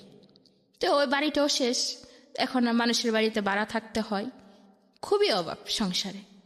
তখন আমি 1 মাস থাকি ওখানে। থাকার পরে যেটা হয় আর কি, মেয়েদের যে মানে মাসে মাসে পিরিয়ড হয় আর কি, এটা হয়ই না। না হওয়ার কারণে আমি কাউকে জিজ্ঞেস করি, একজনকে জিজ্ঞেস করি, তখন সে পাত্তা দেয় না, বলে কি তুই তো আবি এটা মেয়ে, তোর কি হবে, মানে উনি আরো হাসে। তো ওই জিনিসটা আমি কারোর কাছে কিছু বলতেও পারতেছি না, বা জিনিসটা নিয়ে কোনো আলোচনা যে করব সেটাও পারতেছি না। মানে আপনার মধ্যে কি কোনো ভয় বা সংশয় ছিল, বা আপনি কি বিষয়গুলো জানতেন যে আমি এটা না হওয়ার মানেটা কি? অবশ্যই জানতাম না যে এভাবে সেটাই আমার প্রশ্ন ছিল হয়। যে আপনি জানতেন না বিষয়টা? জানতাম না। ওকে, তারপর? তো আমি ওখান থেকে আবার চট্টগ্রামে চলে যাই। যাওয়ার পরে ওখানে থাকি না, তখন আমি কাকার সাথে যোগাযোগ করি যে কাকা আমি শান্তিনগর আর থাকবো না। তখন কাকা এক জায়গায় চাকরি করতেন, তো ওখানে আমাকে একটা বাসা নিয়ে দেন। উনি কোনো খারাপ ছিলেন না, আমাকে নিজের মেয়ের মতোই দেখতেন। জি। দেখার পর আমি ওখানে বাসা নেওয়ার পরে চাকরি হয় না, তো উনি বলেন কি যে ওনারা মেস হিসাবে থাকতেন, তো বলে তাসলিমা তুমি আমাদের মেসে রান্না করো, তুমি খাবে, তোমাদেরকে বেতনও দেব। তো এক বসে থেকে তো আর লাভ নেই। তো আমি ওই মেসে রান্না করতাম, সমস্ত দিন রান্না করতাম, 2 বেলা রান্না করতাম আর কি। তো সন্ধ্যার আগেই আবার বাসায় চলে যেতাম। তো কাকা আমাকে অনেক সময় একটু রেট হলে নিয়ে দিয়ে আসতেন বাসায়, খুবই ভালোবাসতেন। এরপরে যাই আরেকজন একটা লোক, মানে কাকার সাথে কাকার একটা ফ্রেন্ড হবে, ওর বাড়ি হচ্ছে রংপুর, নাম হচ্ছে হালিম। তো উনি আবার আমার কাকাকে বলে যে উনি কি আপনার আপন বাইস্তি? বলে কি না। তাহলে আপনি যখন ওকে এত কেয়ার করেন, এত ভালোবাসেন, তাহলে ওকে বিয়ে করে ফেলেন। তা আমার কাকার মাথায় কিন্তু এগুলো ছিল না কখনোই। তো কাকা বলে না, ওকে আমি নিজের মেয়ের মতো দেখি, কিভাবে আমি ওকে বিয়ে করব। তো বলে কি রক্তের তো কোনো সম্পর্ক নেই, তাহলে আপনি ওকে বিয়ে করতে পারেন। ওই লোকটার কথা শুনে কাকা আমাকে প্রস্তাব দেয় যে উনি আমাকে বিয়ে করবে। এদিকে আমার এই সমস্যাটা চলতেছে, তখন 2 থেকে 3 মাস হয়ে গেছে। তখনও আমি মানে আমার মাথা ঘুরায় বা বমি হয়, এগুলো আর লক্ষ্য করলেও আমি বুঝতে পারি না যে আমি আসলে মা হতে যাচ্ছি। তখন এভাবে 4 মাসের মতন হয়ে যায়, এভাবে 5 মাসের মতোই হয়ে যায়। তখন কাকারে অনেক বুঝাই আমি, আমাকে কাকা আপনি মানুষের কথা শুনে আমাকে বিয়ে করার চেষ্টা করতেছেন, এগুলো ঠিক না। ওই দিকে আবার হালিম যে লোকটার কথা বললাম, ও আবার আমার দিকে সবসময় নজর দিত, আর ও আমাকে মানে সম্পর্ক করার চেষ্টা করতো আর কি। তো 5 মাসের পরে যেটা হয়, নাভির গোড়াতে একটু একটু লড়তো আর কি, বাচ্চা তো লড়ে। তো আমি অনেকটা ভয় পেয়ে যাই, কারণ এরকম লড়ে কেন, কি লড়ে। তখন আমি এই জিনিসটা কাকার কাছে অবশ্যই শেয়ার করতে পারি না, শেয়ার করি হচ্ছে হালিমের কাছে। তো উনি কি করে, আমাকে নিয়ে একটা ডাক্তারের কাছে যায়, যাই পরীক্ষা করে দেখে 5.5 মাস আমি প্রেগনেন্ট। তখন উনি কাকাকে ফোন দিয়ে বলে তাসলিমা তো এই সমস্যা। মানে কাকা আমাকে জিজ্ঞেস করে যে বাচ্চা এটা কিভাবে হলো বা কার। তখন আমি কিছুই বলতে পারতেছি না, কার কথা বলবো, কি বলবো, মানে ওই কথাগুলো আমি বলতে পারতেছি না যে ওই লোকটা আমার সাথে এগুলো করছে, মানে সবসময় চুপ করে থাকতাম। থাকার পরে কাকা চট্টগ্রামের ঘটনা এটা, যেখানে আপনি রেপ হয়েছিলেন। আর আপনি আপনার কাকার সাথে যে ঘটনাটা ঘটছে এটা কোথায়, কোন জেলায়? এটা হচ্ছে চট্টগ্রামের কালুরঘাটে। তো আপনার কাকা কি বললে ওই লোকটাকে চিনতো? অবশ্যই চিনতো, কারণ তিনি তো ম্যানেজ করে দিয়েছেন। উনি তো রুম ভাড়া নিয়ে দিয়েছিলেন, উনি চিনতো। আপনি কাকাকে বললেন না কেন? কাকাকে বলিনি কারণ ওনার সাথে আমার বয়সের অনেকটা ডিফারেন্স ছিল। তা আমার মনে হতো কি, যদি আমি ঘটনাটা বলি তাহলে কাকারা আমাকে দেখতে পারবে না, আমাকে খারাপ মনে করবে, আর হচ্ছে ওনার সাথে হয়তো আমাকে বিয়ে দিয়ে দিবে, বা এগুলো নিয়ে আলোচনা হলে সামাজিকভাবে আমি অনেক লাঞ্ছিত হব, মানে ওরকম কিছু ভাবতাম। কিন্তু আমি যে কত বড় লাঞ্ছিত হতে যাচ্ছি সেগুলো আপনার মাথায় ছিল না? আমার মাথায় ছিল। কত সালের ঘটনা এটা? এটা হচ্ছে 7 সালের 2007 সাল। আমি কাকার যখন না বলি তখন কাকা সন্দেহ করে যে ওই হালিমের সাথে হয়তো বা আমার কোনো সম্পর্ক আছে। তো হালিমকে বলে যে তুমি ওকে বিয়ে করবা। তো এক পর্যায়ে ওকে বাধ্য করায় যে আমার সাথে মানে আমাকে বিয়ে করার জন্য। তো আসলে তো ও জড়িত না এগুলোর মাঝে। তো একটা কাজীও না, মানে একটা হুজুর রেখে আইনা ওর সাথে আমার বিয়ে দিয়ে দেয়। এটা বিয়ে কিনা আমি জানি না, তবে কলমা পড়ায়, তারপরে কবুল পড়ানোর পরে যে কিছুদিন পরে মানে এটা রেজিস্ট্রেশন করা হবে। তখন ওর কাছে টাকা ছিল না। হালিম এটা মেনে নিল? হালিম এটাকে মেনে নিল, মানে আমি একটা অসহায় দেখে ও মন থেকে মেনে নেয়নি, কিন্তু মানুষের চাপে এটা মেনে নিতে সে ও তো বাধ্য বিবাহিত হয়। ছিল? বিবাহিত ছিল, হ্যাঁ, দেশের বাড়িতে ওর ওয়াইফ ছিল। তো যখন ও আলাদা একটা রুম নেই, তখন সে আমাকে বলে নীরবে যে তাসলিমা তুমি বলো এটার জন্য কি আমি দায়ী? তা আমি বলি যে না। তাহলে কেন আজকে আমার এই অসম্মান, আমি কি দোষ করছি আমার বলো। তার মানে এখানে একটা পয়েন্ট আছে, সেটা হচ্ছে যখন আপনার কাকা হালিমকে চাপ দিচ্ছিল তখন আপনি চুপ ছিলেন? আমি চুপ ছিলাম, কারণ তখন এই পরিস্থিতিতে আমার কিছুই বলার ছিল না। এবং আপনি সুযোগটা নিয়েছেন সামহাও। সুযোগটা নিয়েছি। এটা আজকে অস্বীকার করার কোনো উপায় নেই। প্রিয় শ্রোতা, পয়েন্ট রাখবেন এখানে। আমি বারবারই বলি, জীবন গল্প যারা বলতে আসেন এখানে, তিনি যে ঘটনাটা জীবনে ঘটিয়েছেন সেটাই এখানে বলেন। তিনি নাটকের কথা চিন্তা করেন না, সিনেমার কথা চিন্তা করেন না, তার জীবনে যেটা প্রয়োজন যেটা ঘটে গেছে সেটাই বলেন। সুতরাং এখানে বাক থাকবে কি থাকবে না, সাসপেন্স থাকবে কি থাকবে না, সেটা একান্তই তার বিষয়। যদি তার জীবনে সাসপেন্স থাকে তো থাকবে, না থাকলে থাকবে না। তার জীবনে যেভাবে ঘটে গেছে সেটাই। যদি একটা নদীর মতো হয়, সেই নদীতে ঢেউ থাকলে থাকবে, না থাকলে থাকবে না। এবং এতক্ষণ পর্যন্ত যেটা শুনছিলাম তাসলিমার জীবন গল্প, সেখানে অন্যরকম একটা মায়া হচ্ছিল তাসলিমার প্রতি, ভালো লাগছিল, ভালোবাসা তৈরি হচ্ছিল। কিন্তু যখন দেখি যে তাসলিমা যাকে আসলে দোষ দেওয়ার কথা উচিত ছিল তার কথাটা গোপন করে যখন হালিমকে যখন অ্যাকিউজ করছে তাসলিমার কাকা, তখন সে এক ধরনের চুপ আছে। চুপ থাকা মানেই তার চাচা ধরে নিয়েছে তার মানে হালিম এই কাজটা ঘটিয়েছে, এবং তখন হালিমকে বাধ্য করেছে বিয়ে করতে। তখন কোনো না কোনোভাবেই আমাদের জায়গা থেকে তাসলিমাকে অপরাধী মনে হয়, সেটাই স্বাভাবিক। এবং গল্পটা এখানেও না, গল্প শুরু হয়েছে মাত্র, গল্পটা কোথায় গিয়ে থামবে সেটাই দেখার বিষয়। বলুন। তখন আমি বললাম তাকে যে না, আপনি তো ওই জন্য দায়ী না। তো উনি আমাকে জিজ্ঞেস করলো যে কেন তাহলে এগুলো করলে, আমাকে কেন ফাঁসালে। রাইট। তখন আমি বললাম যে না, আমি আপনাকে ফাঁসাইনি। তো আমি এক পর্যায়ে ওনার কাছে যেটা বলতে গেলে আশ্রয় চাই, যে আপনি আমাকে একটা অসহায় মেয়ে হিসাবে বা বন্ধু হিসাবে আশ্রয় দেন, আমি আপনার কাছে আশ্রয় খুঁজছি। পরে সে শিক্ষিত ছিল, মানে বিয়ে পাশ ছিল, তার মনে এক পর্যায়ে সে আমাকে আশ্রয় দেয়। আচ্ছা। তার সাথে আমার কোনো স্বামী স্ত্রীর সম্পর্ক ছিল না, ওই দিক থেকে ও খুবই ভালো ছিল। ওকে। যখন আমার বাচ্চা মানে 8 মাস গর্ভাবস্থায় আমি, তো তখনও কি বলছিল যে বাচ্চাটাকে নষ্ট করতে ফেলতে? তখন সে বলছিল এক পর্যায়ে যে বাচ্চাটা কি নষ্ট করা যাবে কিনা। তখন মেডিকেলও নিয়ে গেছিল, তো মেডিকেল বলতেছে যে 8 মাস হয়ে গেছে প্রায়, বাচ্চাটা নষ্ট করা যাবে না। তখন ও আমাকে বলে যে তাসলিমা দেখো, আমি একটা ছেলে মানুষ, যদি তুমি এখানে থাকো তাহলে আমি তোমার জন্য কি বা করতে পারবো, আর এই অবস্থায় তুমি কি চাও আমার কাছে। আমি অনেক বিবেচনা করে দেখলাম যে একজন অপরাধ করবে আর একজন তার দায়ী নেবে, তা তো কখনো হতে পারে না। তখন আমি ওকে বললাম যে আপনি আমাকে এক কাজ করেন, ট্রেনের টিকিট কেটে আমাকে গাড়িতে তুলে দেন, আমি বাড়ি চলে যাব। পরে ও আমাকে টিকিট কেটে দেয়, গাড়িতে উঠিয়ে দেয়, তখন আমি বাড়ি চলে যাই। বাড়িতে যাওয়ার পরে আমার মা আমাকে কিছুই বলে না, কারণ তখন আমি বিপদে ছিলাম। তো আমাকে জিজ্ঞেস করে যে কিভাবে কি হয়েছে। তখন আমার মিথ্যে বলতে হয় এক পর্যায়ে আর কি, যে আমার বিয়ে হয়েছে বা আমার স্বামী আমাকে গাড়িতে উঠে দিয়ে গেছে তাই আমি আসছি, না হয়তো দেশের বাড়িতে মান সম্মান থাকবে না। তো এভাবে 8 মাস 9 মাস পার হয়ে যায়। পার হলে আমার ছেলে বাচ্চা জন্ম নেই। মানে আপনি ভেবে চিন্তেই বাচ্চাটার জন্ম হলো আপনার? জি, বাচ্চাটার জন্ম নেই। বাচ্চাটা জন্ম নেওয়ার পরে যা হয়, আমার মা, আমার ভাই বোন, ওরা অবশ্যই কেউ আমাকে দেখতে পারে না। তো আমার খুবই রাগ হয় যে আমার বিয়ে হলো না, সংসার হলো না, তো বাচ্চা হলো কই থেকে। তখন আপনি বুঝতেছেন না বিষয়টা? হ্যাঁ, তখন বুঝতেছি যে বাচ্চারা এইভাবে এই কারণে হয়েছে। তো বাচ্চা যে হইলো, এই বাচ্চা নিয়ে আমি কি করব, এই বাচ্চা আমি কার পরিচয়ে পৃথিবীতে মানুষ করব, বা এই বাচ্চাকে কে লালন পালন করবে। তখন আমার এগুলো মানে মাথার ভিতরে কাজ করতেছে যে তখন আমি কেন বললাম না, এগুলো বললে হয়তো সংশোধন হতো। আজকে চুপ থেকে আমার লাইফটাকে আমি নিজেই শেষ করে দিলাম, এখন আমি কি করব। তখন এক পর্যায়ে যখন আমার মা আমাকে খুবই অত্যাচার করতেন, তো ওদের আমি কিছু বলতে পারতাম না। তো এক পর্যায়ে আমার রাগ হইতো ওই বাচ্চার উপরে যায় সে, যে এই বাচ্চাটার জন্য আজকে আমি কোনো কাজ করতে পারি না, ঘরের বাইরে যেতে পারি না, না। কিন্তু ততদিনে কি আপনার ফ্যামিলি জেনেছে যে আপনার বাচ্চাটা কিভাবে হয়েছে, আসল জি ঘটনা না, কি জেনেছে? এখনো জানে না।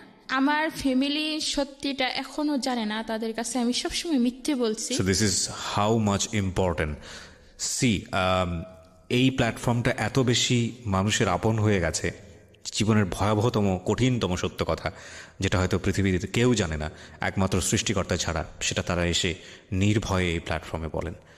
That's really honour for us. আমরা এটাকে সম্মান মনে করি, এবং আজকে এই গল্পটা হয়তো অনেক পাষণ্ড মানুষের অন্তরকে অনেকখানি নরম করে দেবে।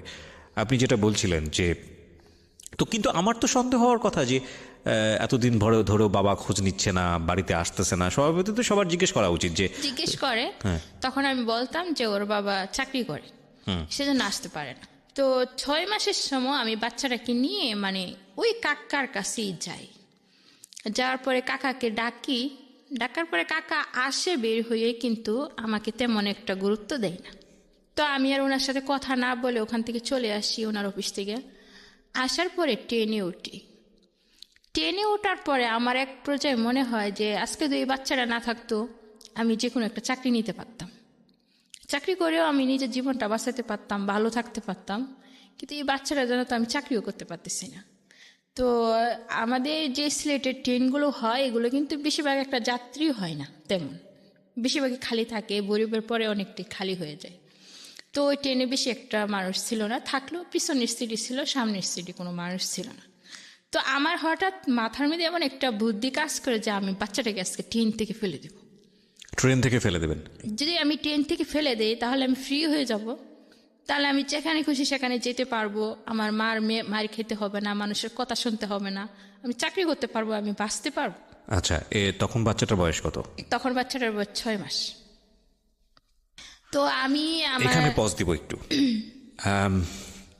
অনেক আগে সম্ভবত এটা এনটিভিতে একটা রিপোর্ট দেখেছিলাম, বদরুদ্দোজা বাবু ভাইয়ের একটা রিপোর্ট, সম্ভবত আমি যদি ভুল না করে থাকি। Is a very renowned television reporter, এবং বর্তমানে মাছরাঙা টেলিভিশনে কাজ করেন, উনি ক্রাইম রিপোর্ট নিয়ে কাজ করেন। একটা বাচ্চা কুড়িয়ে পাওয়া গেছে হচ্ছে কোনো একটা মানে দুটো বিল্ডিংয়ের মাঝখানে গলিতে কুড়িয়ে পাওয়া গেছে, এবং ওটা নিয়ে একটা রিপোর্ট এখনও মাঝে মাঝে ফেসবুকে দেখা যায়। এবং ওই বাচ্চাটা কুড়িয়ে পাওয়ার পরে বাচ্চাটাকে ট্রিটমেন্ট করা হচ্ছে, সেভ করার চেষ্টা করা হচ্ছে, বিভিন্ন ইনভেস্টিগেটেড করা হচ্ছে।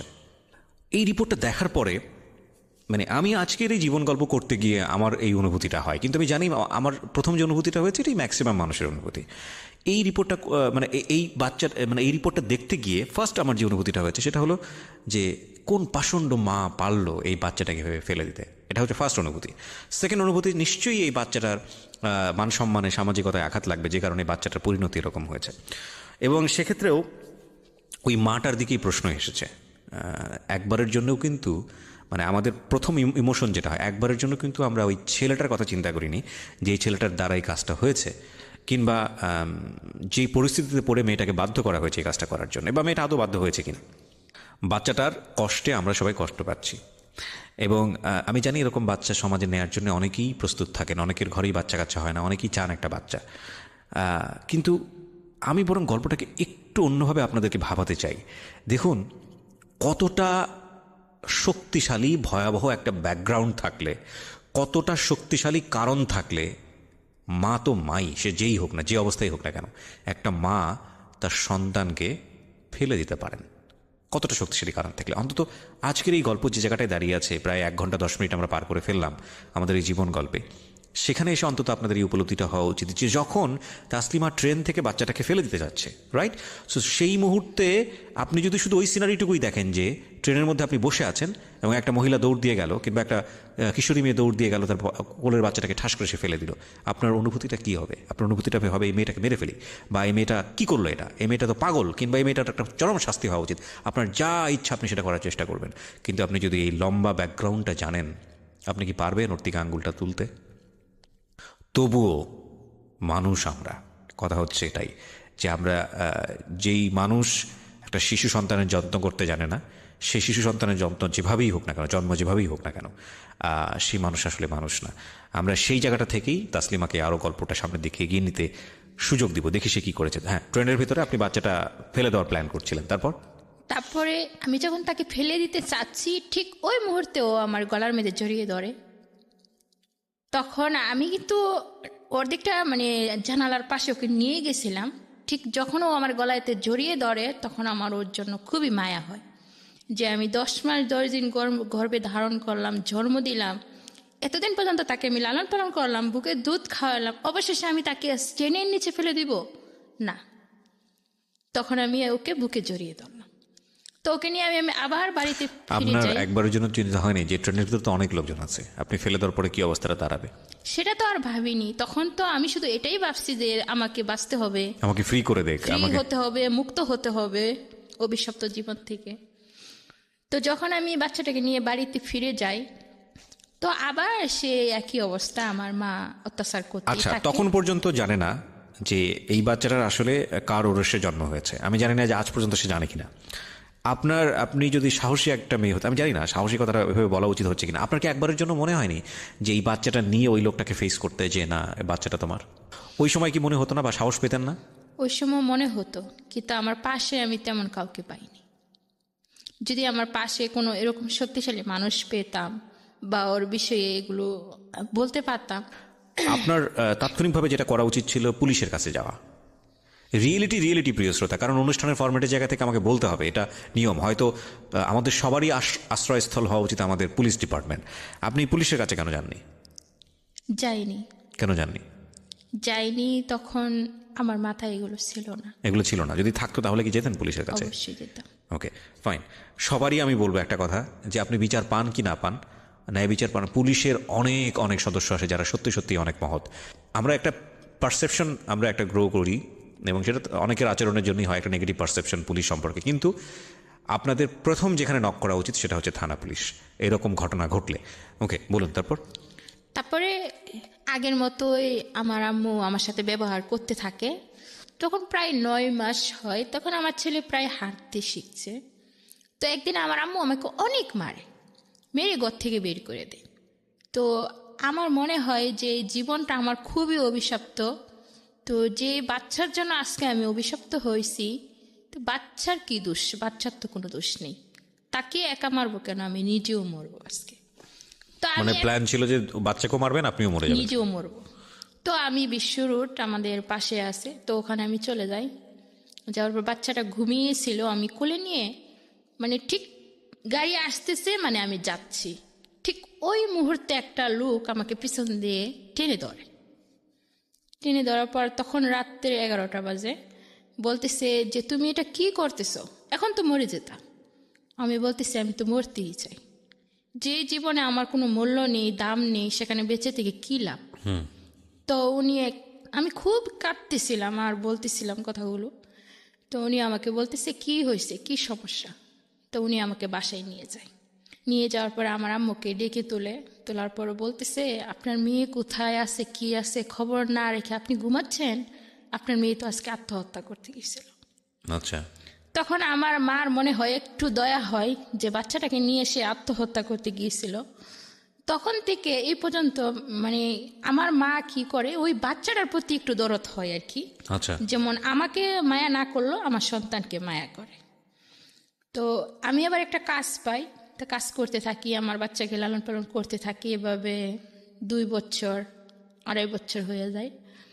তো আমি তো ফাঁক পাইলেই কোনো অল্প একটু সমস্যা হলেই ওকে মারতাম, কোনো একটু কিছু হলেই ওকে মারতাম। মানে এটা আপনি বুঝতে পারতেন যে কাজটা করা ঠিক হচ্ছে না, কিন্তু আপনি নিজেকে ঠিক কন্ট্রোল করতে হচ্ছে পারতেন না, না। মানে যখন আমার রাগ হতো কারোর উপর, তো এই রাগ আর দেখাতে পারতাম না।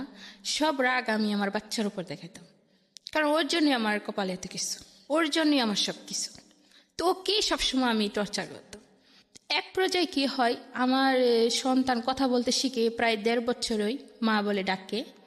তো 2.5 বছরের সময় সে আমাকে বলে যে আম্মু তুমি চলে যাও।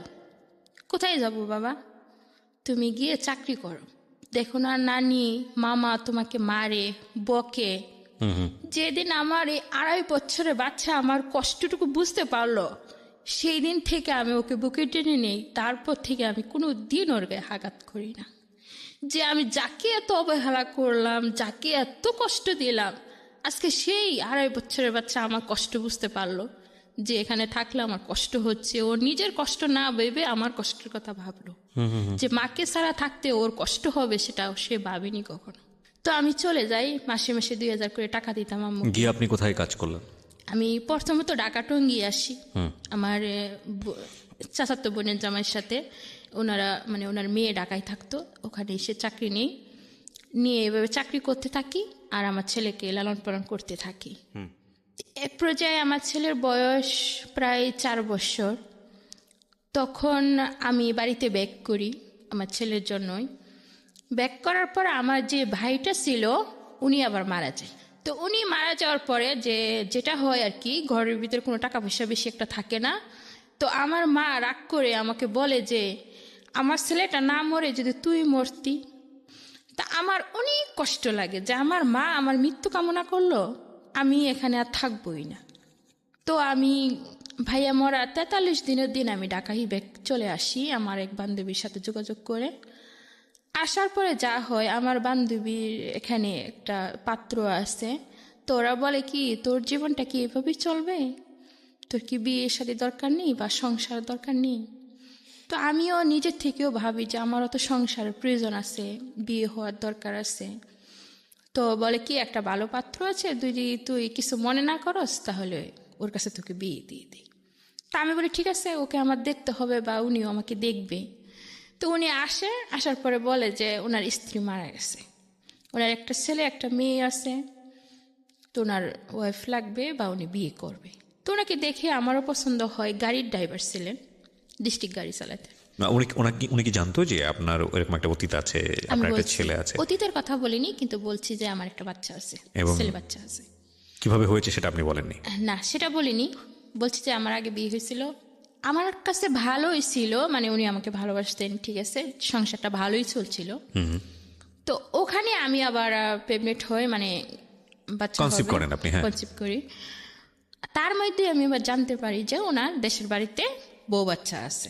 মানে উনি ছেড়ে দেননি? ছেড়ে দেননি, মানে রাখা অবস্থায় উনি আমাকে বিয়ে করছে। আচ্ছা। ওখানে 3টা মেয়ে আছে, একটা ছেলে আছে। জানার পরে আমি তো পুরোপুরি ভেঙে পড়ি।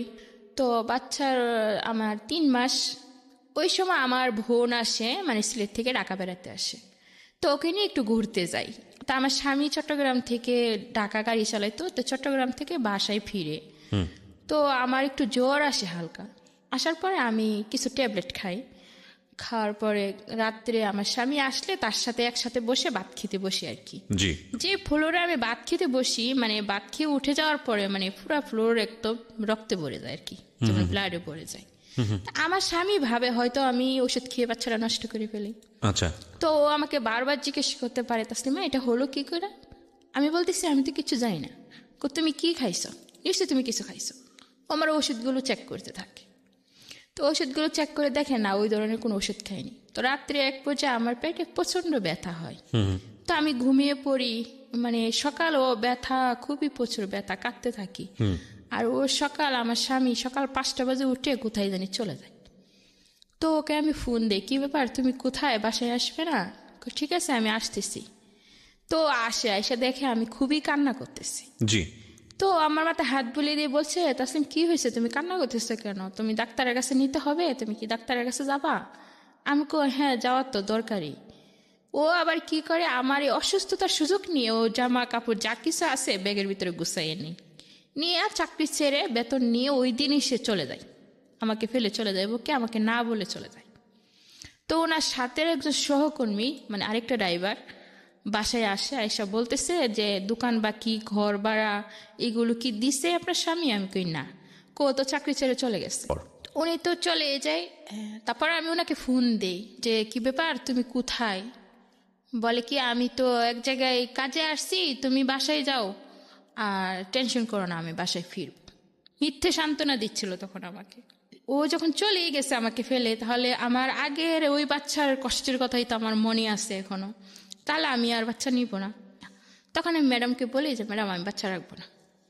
এই 5.5 মাস হয়ে গেছে, তুমি এখন বাচ্চা রাখবে না, এগুলো আমরা নষ্ট করি না, 3 মাসের বাহিরে আমরা কোনো কিছু করি না, এগুলো খুবই খারাপ, যাও এখান থেকে যাও, বাচ্চা নষ্ট করতে পারবে না। তো আমার একটাই নেশা ছিল তখন, ও যখন আমি প্রেগনেন্ট ওরা বুঝতে পারে তখন আমাকে চাকরি থেকে বের করে দেয়।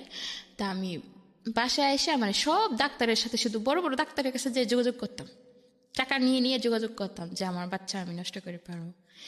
তো একটা গাইনি ডাক্তার মানে আমার সাথে ওয়াদাবদ্ধ যে উনি পারবে, 3,000 টাকা নিয়ে কন্ট্যাক্ট করে আমার সাথে। ওনার বাসায় আমি যখন যাই তখন উনি আমাকে দেখে টোটালি মানা করে দেয়, পারবে না। তো এভাবে চৌরাস্তা একটা বড় ডাক্তার থাকে স্বাস্থ্য ক্লিনিকে, ওই ডাক্তারে যাই। উনার সাথে আলাপ আলোচনা করার পরে মানে এইভাবে ঘুরতে ঘুরতে 7 মাসের উপরে চলে যায়। আচ্ছা। তো উনি বলে কি, দেখো তাসলিমা, তুমি এই বাচ্চাটা নষ্ট আমরা ঠিকই করতে পারবো, কিন্তু দেখা যাচ্ছে কি তোমার তো ঢাকা শহর কেউ নেই, এবং কি টাকা পয়সার অনেক প্রয়োজন আছে, এমন আছে তুমি বিনা চিকিৎসায় মারাও যেতে পারো। তার সাথে ভালো হবে কি, তুমি বাচ্চা যখন তোমার চাই না তুমি কাউকে দান করে দাও, তাতে তুমি নিজেও বাঁচবে, বাচ্চাটাও বেঁচে থাকবে। তো ওনার কথা শোনার পরে আমি বাসায় এসে নিজেও ভাবতে থাকি যে ঠিক তো, উনি যা বলছেন অবশ্যই ভালোই বলছেন। তো আমি একজনকে বলি যে কেউ যদি বাচ্চা নেই তাহলে আমি তাকে বাচ্চাটা দান করব, মানে আমার বাচ্চা পেটে থাকা অবস্থায় আমি চলে যাব। ঠিক ওই মুহূর্তে একটা মহিলাকে আমি শেয়ার করছিলাম কথাগুলো যে আমি বাচ্চা দিয়ে দিব। উনি আসে বলে কি, তাসলিমা তোমাকে কামাল নামের একটা লোক ডাকতেছে। তো আমি ওনার বাসায় যাইলে উনি আমাকে জিজ্ঞেস করে কিভাবে এরকম হলো, আমি সব বিস্তারিত বলি। বলার পরে উনি বলে কি, বাচ্চাটা আমার কাছে একটা স্যার আছে, স্যারের তো বাচ্চা কাচ্চা নেই, উনি বাচ্চাটা নিবে। উনি আবার আমার বাড়িওয়ালাকে এসে বলে দেয় যে মেয়েটাকে তাড়াবেন না, মেয়ের কোনো সমস্যা হোক আমরা দেখব। তো আমি থাকতে থাকি। তো আমার খাওয়া দাওয়া খরচপাতি যা কিছু আছে ওনারা দেয় আমাকে। এভাবে ওনারা আমাকে আলট্রাসাউন্ড করার টাকা দেয়, আমি যাই আলট্রাসাউন্ড করি। আলট্রাসাউন্ড করলে ধরা পড়ে কি মেয়ে হবে। মেয়ে হবে শুনে ওদের মনটা জানি কেমন হয়ে যায়। লাস্ট পর্যায়ে এসে ওরা মানা করলে যাদের কাছে মানা করে যে কামাল, ওনারা বলে কি এখন তো লাস্ট পর্যায়ে বাচ্চা হওয়ার প্রায় ডেট, এখন যদি মহিলাটাকে মানা করি যে তোমার বাচ্চা কেউ নিবে না, যদি কোনো সমস্যা হয়, তো ওনারা আর আমাকে বলে না বইলা ওনারা মনে মনে এটা ভাবে যে যত টাকা পয়সা লাগুক আমরা দিয়ে মেয়েটাকে সহযোগিতা করব। আমি যে বাড়িতে থাকতাম এই বাড়িওলি আবার মানে উনি যেই করে যাতায়াত করেন আর কি, জজ করে, তো উকিলে নাকি একটা বাচ্চার দরকার।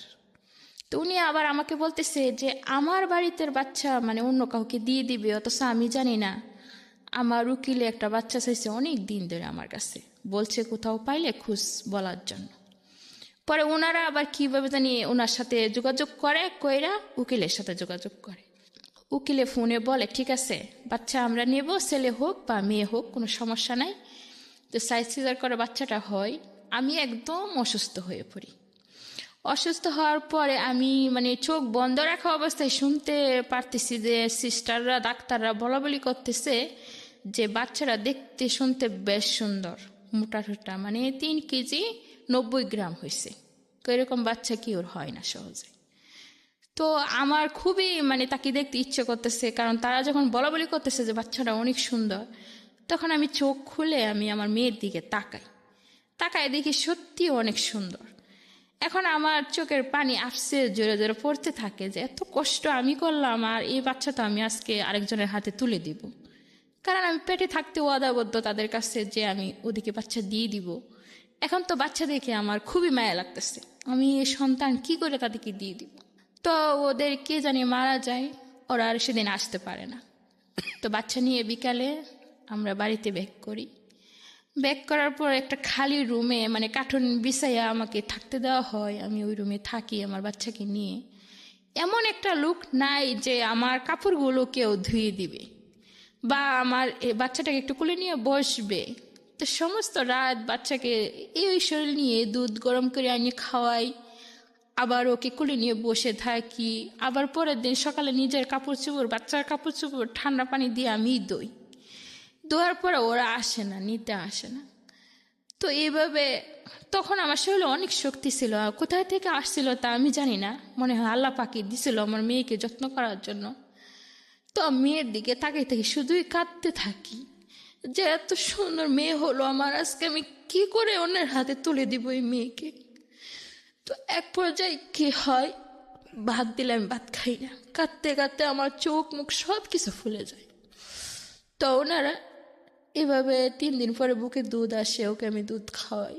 তো ওই বাচ্চার প্রতি আমার মায়া পড়ে যায়, বাচ্চাকে দিতে ইচ্ছে করে না। তো শনিবারে যখন ওরা আসবে বলছে 7 দিনের দিন যে আসতেছে, আমার মনে হচ্ছিল যে আমি যদি এখন পালাইতে পারতাম এখান থেকে, পালিয়ে আমার মেয়েকে নিয়ে এমন কোথাও চলে যেতাম যেখানে গেলে কেউ খুঁজে পাবে না, তাই করা উচিত ছিল। এদিকে 3 দিন পরে আমি আবার স্বামীকেও ফোন দেই যে তোমার একটা মেয়ে হয়েছে, ওর কান্না পর্যন্ত শোনাই, তবুও তার কোনো বিশ্বাস হলো না। ওরা যখন আসে তখন আমি বলি যে মেয়ের তো বাবা আছে, তো বাবাকে আপনার একবার ফোন করেন, ফোন করার জন্য আমি রিকোয়েস্ট করি। তো উকিল নিজে ফোন করে, তারা অনেক মানুষ আছে, 2-3 জন গাড়ি নিয়ে আসে। তো ফোন করার পরে উনি বলে কি যে তাসলিমা নামের কাউকে আমি চিনি না। তো ওনারা লাউড স্পিকার দিয়ে আমাকে শোনায়, বলে যে তুমি কার জন্য এই বাচ্চা রাখার চেষ্টা করতেছো, বাচ্চার মায়া করতেছো, ও তো তোমাকে চিনেই না, কালকে বলবে কি বাচ্চা আমার না, তখন তুমি কি করবে? তখন বিবেচনা করে দেখলাম এই বাচ্চা আমি লালন পালনও করতে পারবো না, বা অসুস্থ শরীর নিয়ে ওকে নিয়ে যেখানেই যাই, বাচ্চা দেখতে যখন ভালো হয়েছে সুন্দর হয়েছে, হয়তো অসুস্থ হয়ে আমি পড়বো, তখন যে কোনো কেউ আমার কাছ থেকে বাচ্চাটা কেড়ে নেবে। তো এর সাথে ভালো আমি ওদেরকে দিয়ে দিই। তো ওনাদের হাতে তুলে দিই। যেই মহিলাটা আমার বাচ্চাকে নিতে আসে, আবার ওনার একটা জিনিস আমার খুবই ভালো লাগে যে উনি আসার পরই আমার মেয়ের কাছে চলে আসে। আমার সাথে একটু বয়স বেশি হবে, ওনাদের বাচ্চা কাচ্চা কিচ্ছু হয় না, ওনারা ভালোই প্রভাবশালী। তো ওনার হাতে আমি আমার মেয়েকে তুলে দেই এবং ওয়াদা করাই যে আমি জন্ম দিয়েছি কিন্তু তাকে আমি লালন পালন করতে পারিনি, আপনার হাতে তুলে দিলাম, আপনি কোনোদিন আমার মেয়েকে কষ্ট দিবেন না। তো উনি আমার সাথে ওয়াদাবদ্ধ হয় যে হ্যাঁ বোন, আমি যতদিন বেঁচে থাকবো দুনিয়াতে আমি আপনার মেয়েকে অনেক ভালোভাবে মানুষ করবো, কখনো কষ্ট দিব। উনি নিঃসন্তান ছিলেন? নিঃসন্তান ছিলেন। আচ্ছা, এবং উনি ছিলেন অনেক উকিলের মেয়ে, উকিলের বউ ছিলেন। এবং এটা কি কন্ডিশন ছিল যে আপনি কোনোদিন আর মেয়েকে দেখতে পাবেন না বা মেয়ের সামনে যাবেন না? এরকম কোনো কথা ছিল না। তাদের সাথে কথা ছিল যে আমি যখন চাইব তখন আমার মেয়েকে আমি দেখতে পারবো। আচ্ছা, তারপরে আমি 10 দিনের দিন যখন আমার মেয়ে দিয়ে দেই, সেদিন তো ওরা বিকালবেলা মেয়েকে নিয়ে চলেই যায়, কিন্তু আমি খাওয়া দাওয়া টোটালি বন্ধ করে দিই, কাঁদতে থাকি, সমস্ত রাত আমি কাঁদতে থাকি। পরের দিন সকালে ওনারাই ফোন দেয়, দিয়ে আমার খোঁজ খবর নেই যে আমি কেমন আছি। অত্যন্ত ভালো, মানবিক। আমি এই জায়গাটা একটু পজ নিব, আমি মাফ করবেন, একটা কথা মনে পড়ে গেছে, সে কারণেই বলতে চাচ্ছি। আপনারা নিশ্চয়ই জানেন, আমি আগের যে রেডিওতে একটা প্রোগ্রাম করতাম সেখানে একটা গল্প প্রচার হয়েছিল এরকম যে পুরো গল্পের আমি বিস্তারিত বর্ণনায় যেতে চাই না, আমি বরং আমি বলতে চাই যে আসলে এই যে জীবন গল্পটা প্রচার হলো এবং প্রচার হওয়ার পর এটা আর্থিক সাহায্য বিষয়ক ছিল, আমরা কিছু অর্থ সেখান থেকে তুলে দিয়েছিলাম, এটা সম্ভবত বইমেলার সময়ের গল্প। এবং পরবর্তীতে ওই গল্পটা নিয়ে একটা চ্যানেল, টেলিভিশন চ্যানেল, খুব নাম করা চ্যানেল, ওটার উপর একটা নাটক বানিয়েছিলেন। তো সৌভাগ্যবশত নাটকে খুব বড় বড় স্টাররা ওখানে অভিনয় করেছিলেন এবং এই নাটকটা আমার দেখার সুযোগ হয়েছিল। আমি কেন বলছি সেটা আমি একটু পরে বলি। তো আমার অদ্ভুত লেগেছিল যে জীবন গল্পটা যখন আমি শুনছিলাম, যিনি আসলে যার ঘটে গেছে জীবনের ঘটনাগুলো, মা আর মেয়ে দুজনে পাশাপাশি বসে থেকে গল্পটা বলছেন, সেই সময়ের গল্প, এবং একই সাথে ওই গল্পটা যখন প্রচার হচ্ছিল সেই সময়ের যে রিয়েল অনুভূতিটা, এবং গল্পটা যখন নাটক আকারে আসলো টেলিভিশনে বা যখন আমি দেখলাম, তখন ওই একই ফিলটা আর হচ্ছিল না, মানে মনে হচ্ছিল যে there is a lot of differences. এবং অদ্ভুত বিষয় হচ্ছে যে এই যে আসল যে অনুভূতিটা, সেটা কেন জানি আমার কাছে মনে হয় অনেক বড় বড় অভিনেতা কিংবা অনেক বড় পরিচালক হয়েও সেটা শেষ পর্যন্ত পর্দায় তুলে ধরা যায়নি। গল্পের এই মাঝখানে এসে এই ধরনের কথা বলার পিছনের একটা কারণটা হচ্ছে যে এই ভদ্রমহিলা যখন প্রথম সন্তানের গল্পটা তো আপনারা জানেনই, দ্বিতীয় সন্তান সেটা বৈধ ছিল, এবং যখন তিনি এটা তার যাকে কথা দিয়েছেন তার হাতে তুলে দিচ্ছেন, এখানে হয়তো কোনো একজন অভিনেত্রী অভিনয় করে বিষয়টাকে উপস্থাপন করতে পারবেন, কিন্তু আমার কেন জানি মনে হয় যে এই যে আপনি তার মুখ থেকে শুনলেন যার জীবনে ঘটনাটা ঘটে গেছে, সেখানে আপনি যে অনুভূতিটা পাচ্ছেন, এই অনুভূতিটা আমার মনে হয় না যে পৃথিবীর কোনো শিল্পকর্মে সেটা ধারণ করা সম্ভব। এবং এই জন্যই আমরা বলি যে জীবন অনেক বেশি নাটকের চেয়ে নাটকীয়। 10 দিন পরে আপনি বাচ্চাটাকে তুলে দিলেন এবং ওই বাসার মধ্যে আপনি একাই থাকেন তখন, জি, এবং আপনাকে হেল্প করার মতো কেউ নাই। কেউ নেই। তো পরের দিন ওরা আপনাকে ফোন দিয়ে খোঁজ নিচ্ছিল যে আপনি সুস্থ আছেন কিনা? নিচ্ছিল যে আমি কেমন আছি। তো খালাম্মা বলল যে ও তো ভালো নেই, ও তো খুবই কান্নাকাটি করতেছে বাচ্চার জন্য। তো ওনারা বলল ওকে পরিবেশ চেঞ্জ করতে হবে, জি, মানে ওনার আরেকটা বাচ্চা আছে, ওনাকে বাড়িতে পাঠিয়ে দিন, তো ওই বাচ্চাটাকে কাছে পেলে হয়তো এই বাচ্চাটার কথা ভুলে যাবে। আর এই পরিবেশে থাকলে ওর বাচ্চাকে নিয়ে ও কুলে নিছে, ঘুম পাড়াইছে, তো ওর তো সবসময় মনে পড়বে। তো খালাম্মা আমাকে অনেক রিকোয়েস্ট করে, মা তুমি বাড়িতে চলে যাও। তো যখন ওনাদের হাতে টাকাটা দিয়ে যায় খালাম্মার হাতে, খালাম্মা আমাকে বলে না। যখন আমি বাড়িতে চলে যেতে চাই তখন ওই 10,000 টাকা আমাকে উনি দিয়ে দেয়। এখানে একটা বিষয় আসে, সেটা হচ্ছে 10,000 টাকার কোনো কন্ট্যাক্ট কি ওনার সঙ্গে আপনার হয়েছিল? কোনো কন্ট্যাক্ট ছিল না। এটা উনি ওনারা ভালোবেসে আমাকে দিয়েছেন। জিজ্ঞেস করছিল যে তাসলিমা তুমি কি বিনিময়ে কিছু চাও? আমি বলছি না, আমার সন্তানের বিনিময়ে কি নিব আমি আমার সন্তান আপনাদেরকে এমনিতে দান করলাম। তো ওই 10,000 টাকা ওনারা খুশি হয়ে আমাকে দিয়ে গেছিল। সন্তানের বয়স কত এখন? আমার মেয়ের বয়স এখন ওই অক্টোবর মাসের 2 তারিখে 2 বছর পূর্ণ হয়েছে। এই অক্টোবর মাসের 2 তারিখে জি। 2 বছর পূর্ণ হয়েছে। ওকে, বলুন তারপরে আমি তো বাড়িতে চলে যাই। যাওয়ার পরে যা হয় আর কি, আমার সমস্ত শরীরে পানি এসে যায়। হ্যাঁ, আমি একদমই ওখানে গিয়ে মৃত্যুর শয্যায়। তো আমার মা আমাকে দেখে, মানে উনি ঠিকই বুঝতে পারে যে কোনো একটা তো অবশ্যই হয়েছে। তো আমি কারোর সাথে কথা বলি না। তো আমার মা আমাকে জিজ্ঞেস করে যে মা তোমার কি হয়েছে? তো আমি আমার মায়ের কাছে কিছুই লুকাই না, সব কিছু খুইলা বলি। বলার পরে আমার মাও কাঁদতে থাকে যে তুমি এত কষ্ট করলা, কেন আমাদেরকে শেয়ার করলা না, কেন একবার বললা না? তোমার মেয়ে তুমি অন্যের হাতে তুলে দিয়ে আসছো, তুমি বলতা বা বাড়িতে চলে আসতা। তো বললাম যে আগের বাড়ি তো আসছিলাম, এক্স্যাক্টলি, তখন তো আমার যে কষ্ট হয়েছিল ওই পরিমাণ কষ্টের কারণেই তো এখন আমি আসিনি। রাইট। ছেলেটাকেই তোমরা যেভাবে নিয়েছো, এরপরে যদি একটা মেয়ে নিয়ে আসতাম তাহলে তো সেটা তোমরা আরেকটা আমাকে ঘর থেকে বের করে দিতে। রাইট। তো আমার আম্মু আর কিছুই বলে না। তখন আমার আম্মু বুঝতে পারে যে ও তো এমনিতেই কষ্ট পাইছে, যদি আমরা আরো কষ্ট বলতে থাকি তা আরো বেশি কষ্ট পাবে। হ্যাঁ। তো আমার আম্মু কি করে, আমাকে খুবই যত্ন করে তখন বাড়িতে গেলে। আর ওই 10,000 টাকা আমি নিয়ে আম্মুর কাছে দিয়ে দিই। আম্মু আমাকে গাইনি ডাক্তারের কাছে নিয়ে যায়, চিকিৎসা করাই, যা খাওয়াইতে বলে তাই খাওয়া, গরম পানি দিয়ে গোসল করাইতো। তো এইভাবে আমি মোটামুটি 1-1.5 মাসের ভিতরে মোটামুটি একটু সুস্থ হয়ে যাই। যাওয়ার পরেও আমার সেই ঘুরে ঘুরে আমার ওই মেয়ের কথাই মনে পড়ে। আমার ছেলে আমার কাছে আসতেছে, বুকের উপর মাথা রেখে বলতেছে আম্মু তোমার কি হয়েছে, তুমি শুয়ে আসছো কেন, উঠো, তুমি শুয়ে থাকলে আমার ভালো লাগে না। ও তো আর বুঝতেছে না যে আমি খুব কষ্টে আছি। ও এসে আমাকে জড়িয়ে ধরতেছে, আম্মু আমাকে খুলে নাও। আমি যে অসুস্থ সে তো বুঝতেছে না। তো এভাবে আমি ছেলের সাথে বেশি একটা কথা বলতাম না, মানে 3 মাস টোটালি আমি কারোর সাথে কথা বলতাম না।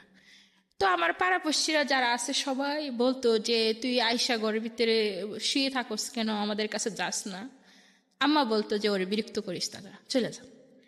তো এইভাবে আমার মতো আমি থাকতে থাকি। 3 মাস পরে আমি ঢাকায় ব্যাক করি আমার মেয়ের টানে। অবশ্যই আসার কোনো উদ্দেশ্য ছিল না।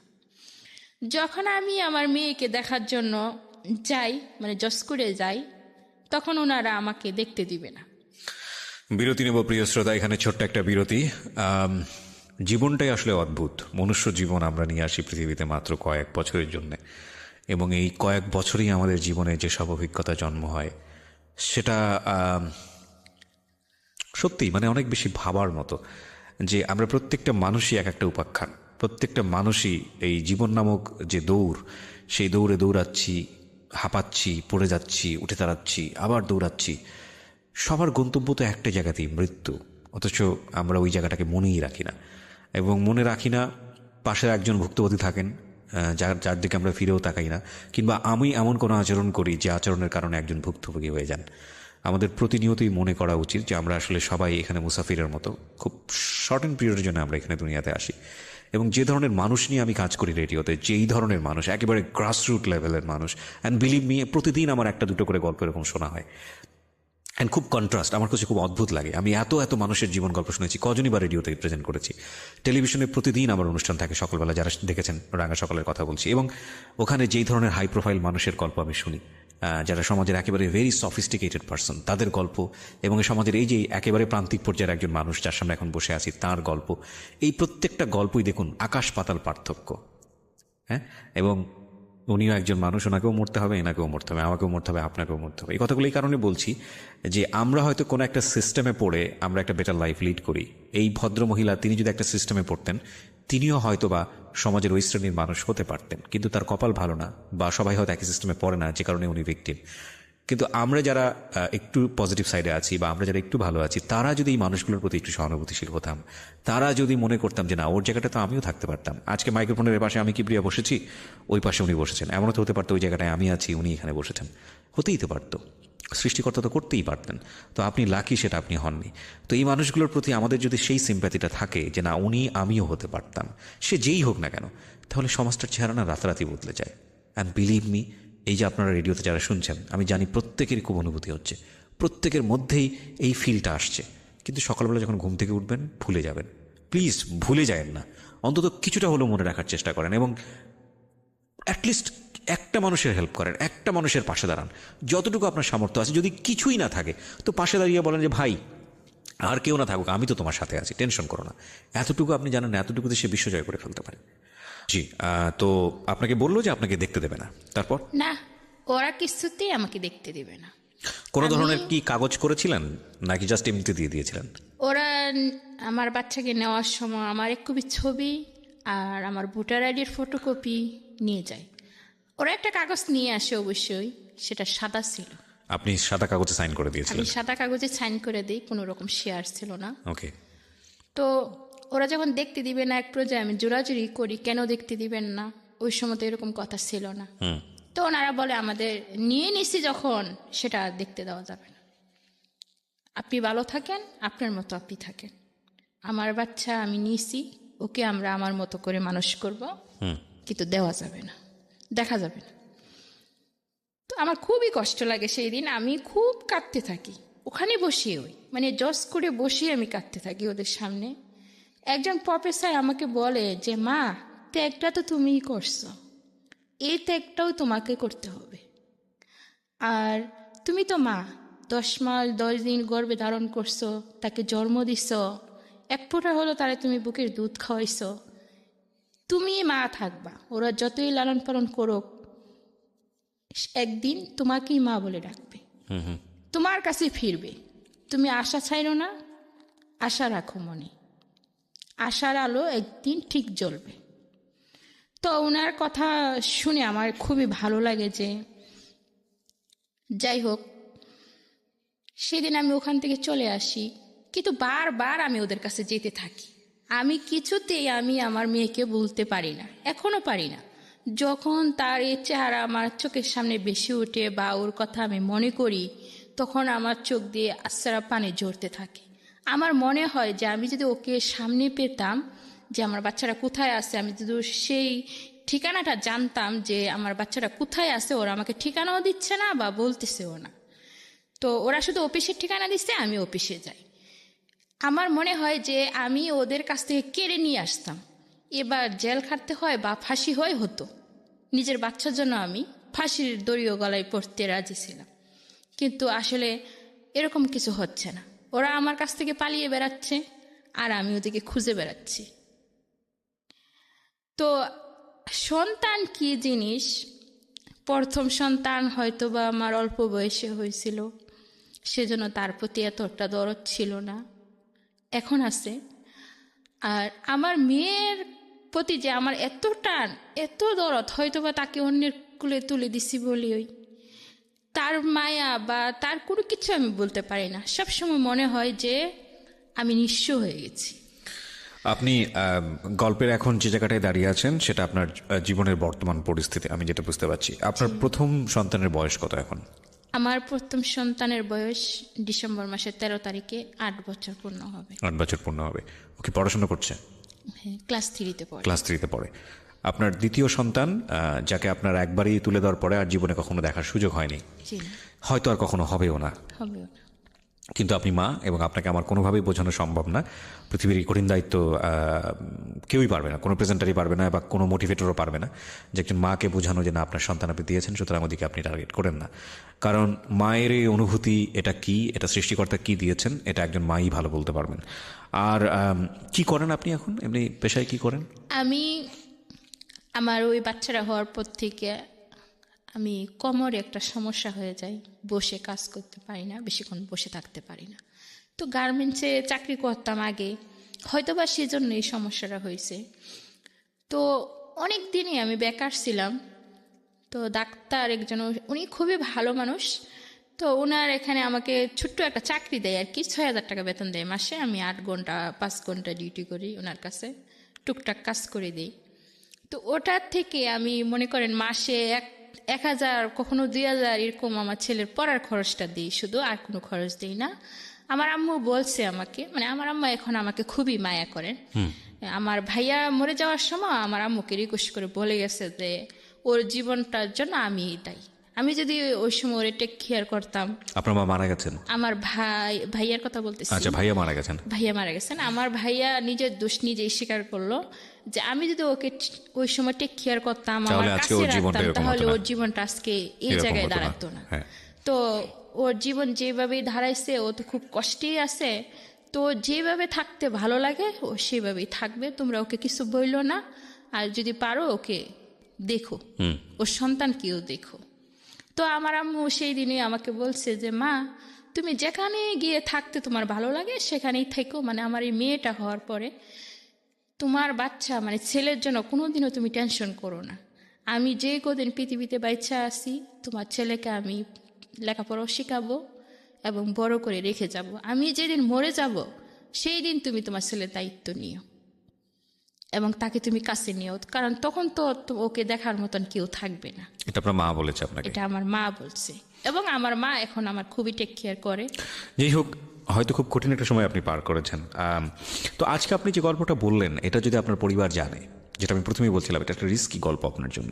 আপনার সন্তানের পরিচয় নিয়ে কিংবা সব কিছু নিয়ে আপনি আজকে সব কিছু, এখানে কোনো কিছু রাগঢাক করেননি, সব কিছু ওপেন করে দিয়েছেন। কি হবে আপনার পরিবার যদি জানে? কোনো সমস্যা কি হবে?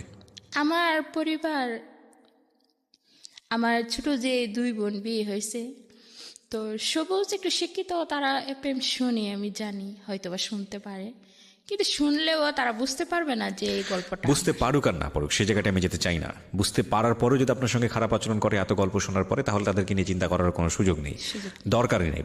আমি বরং এই জায়গাটায় যেতে চাই যে আপনার সন্তান এখন 8 বছর বয়স, আপনার সন্তান একদিন বড় হবে। আপনার সন্তানের কাছে কি আপনি ব্যাপারটা গোপন রাখবেন, নাকি একসময় বলবেন যে আসলে বাবা এইভাবে এরকম ঘটনা ঘটেছিল? কি করবেন আপনার মন থেকে? কি আমার সন্তান এখনই আমাকে প্রশ্ন করে যে আমার বাবা কোথায়। একদিন আমার কাছে জিজ্ঞেস করছে যে আমার বাবা কোথায়, আমি বলছি তোমার বাবা মারা গেছে। তখন তার নানির কাছে গিয়ে জিজ্ঞেস করছে, সে একই কথা বলছে।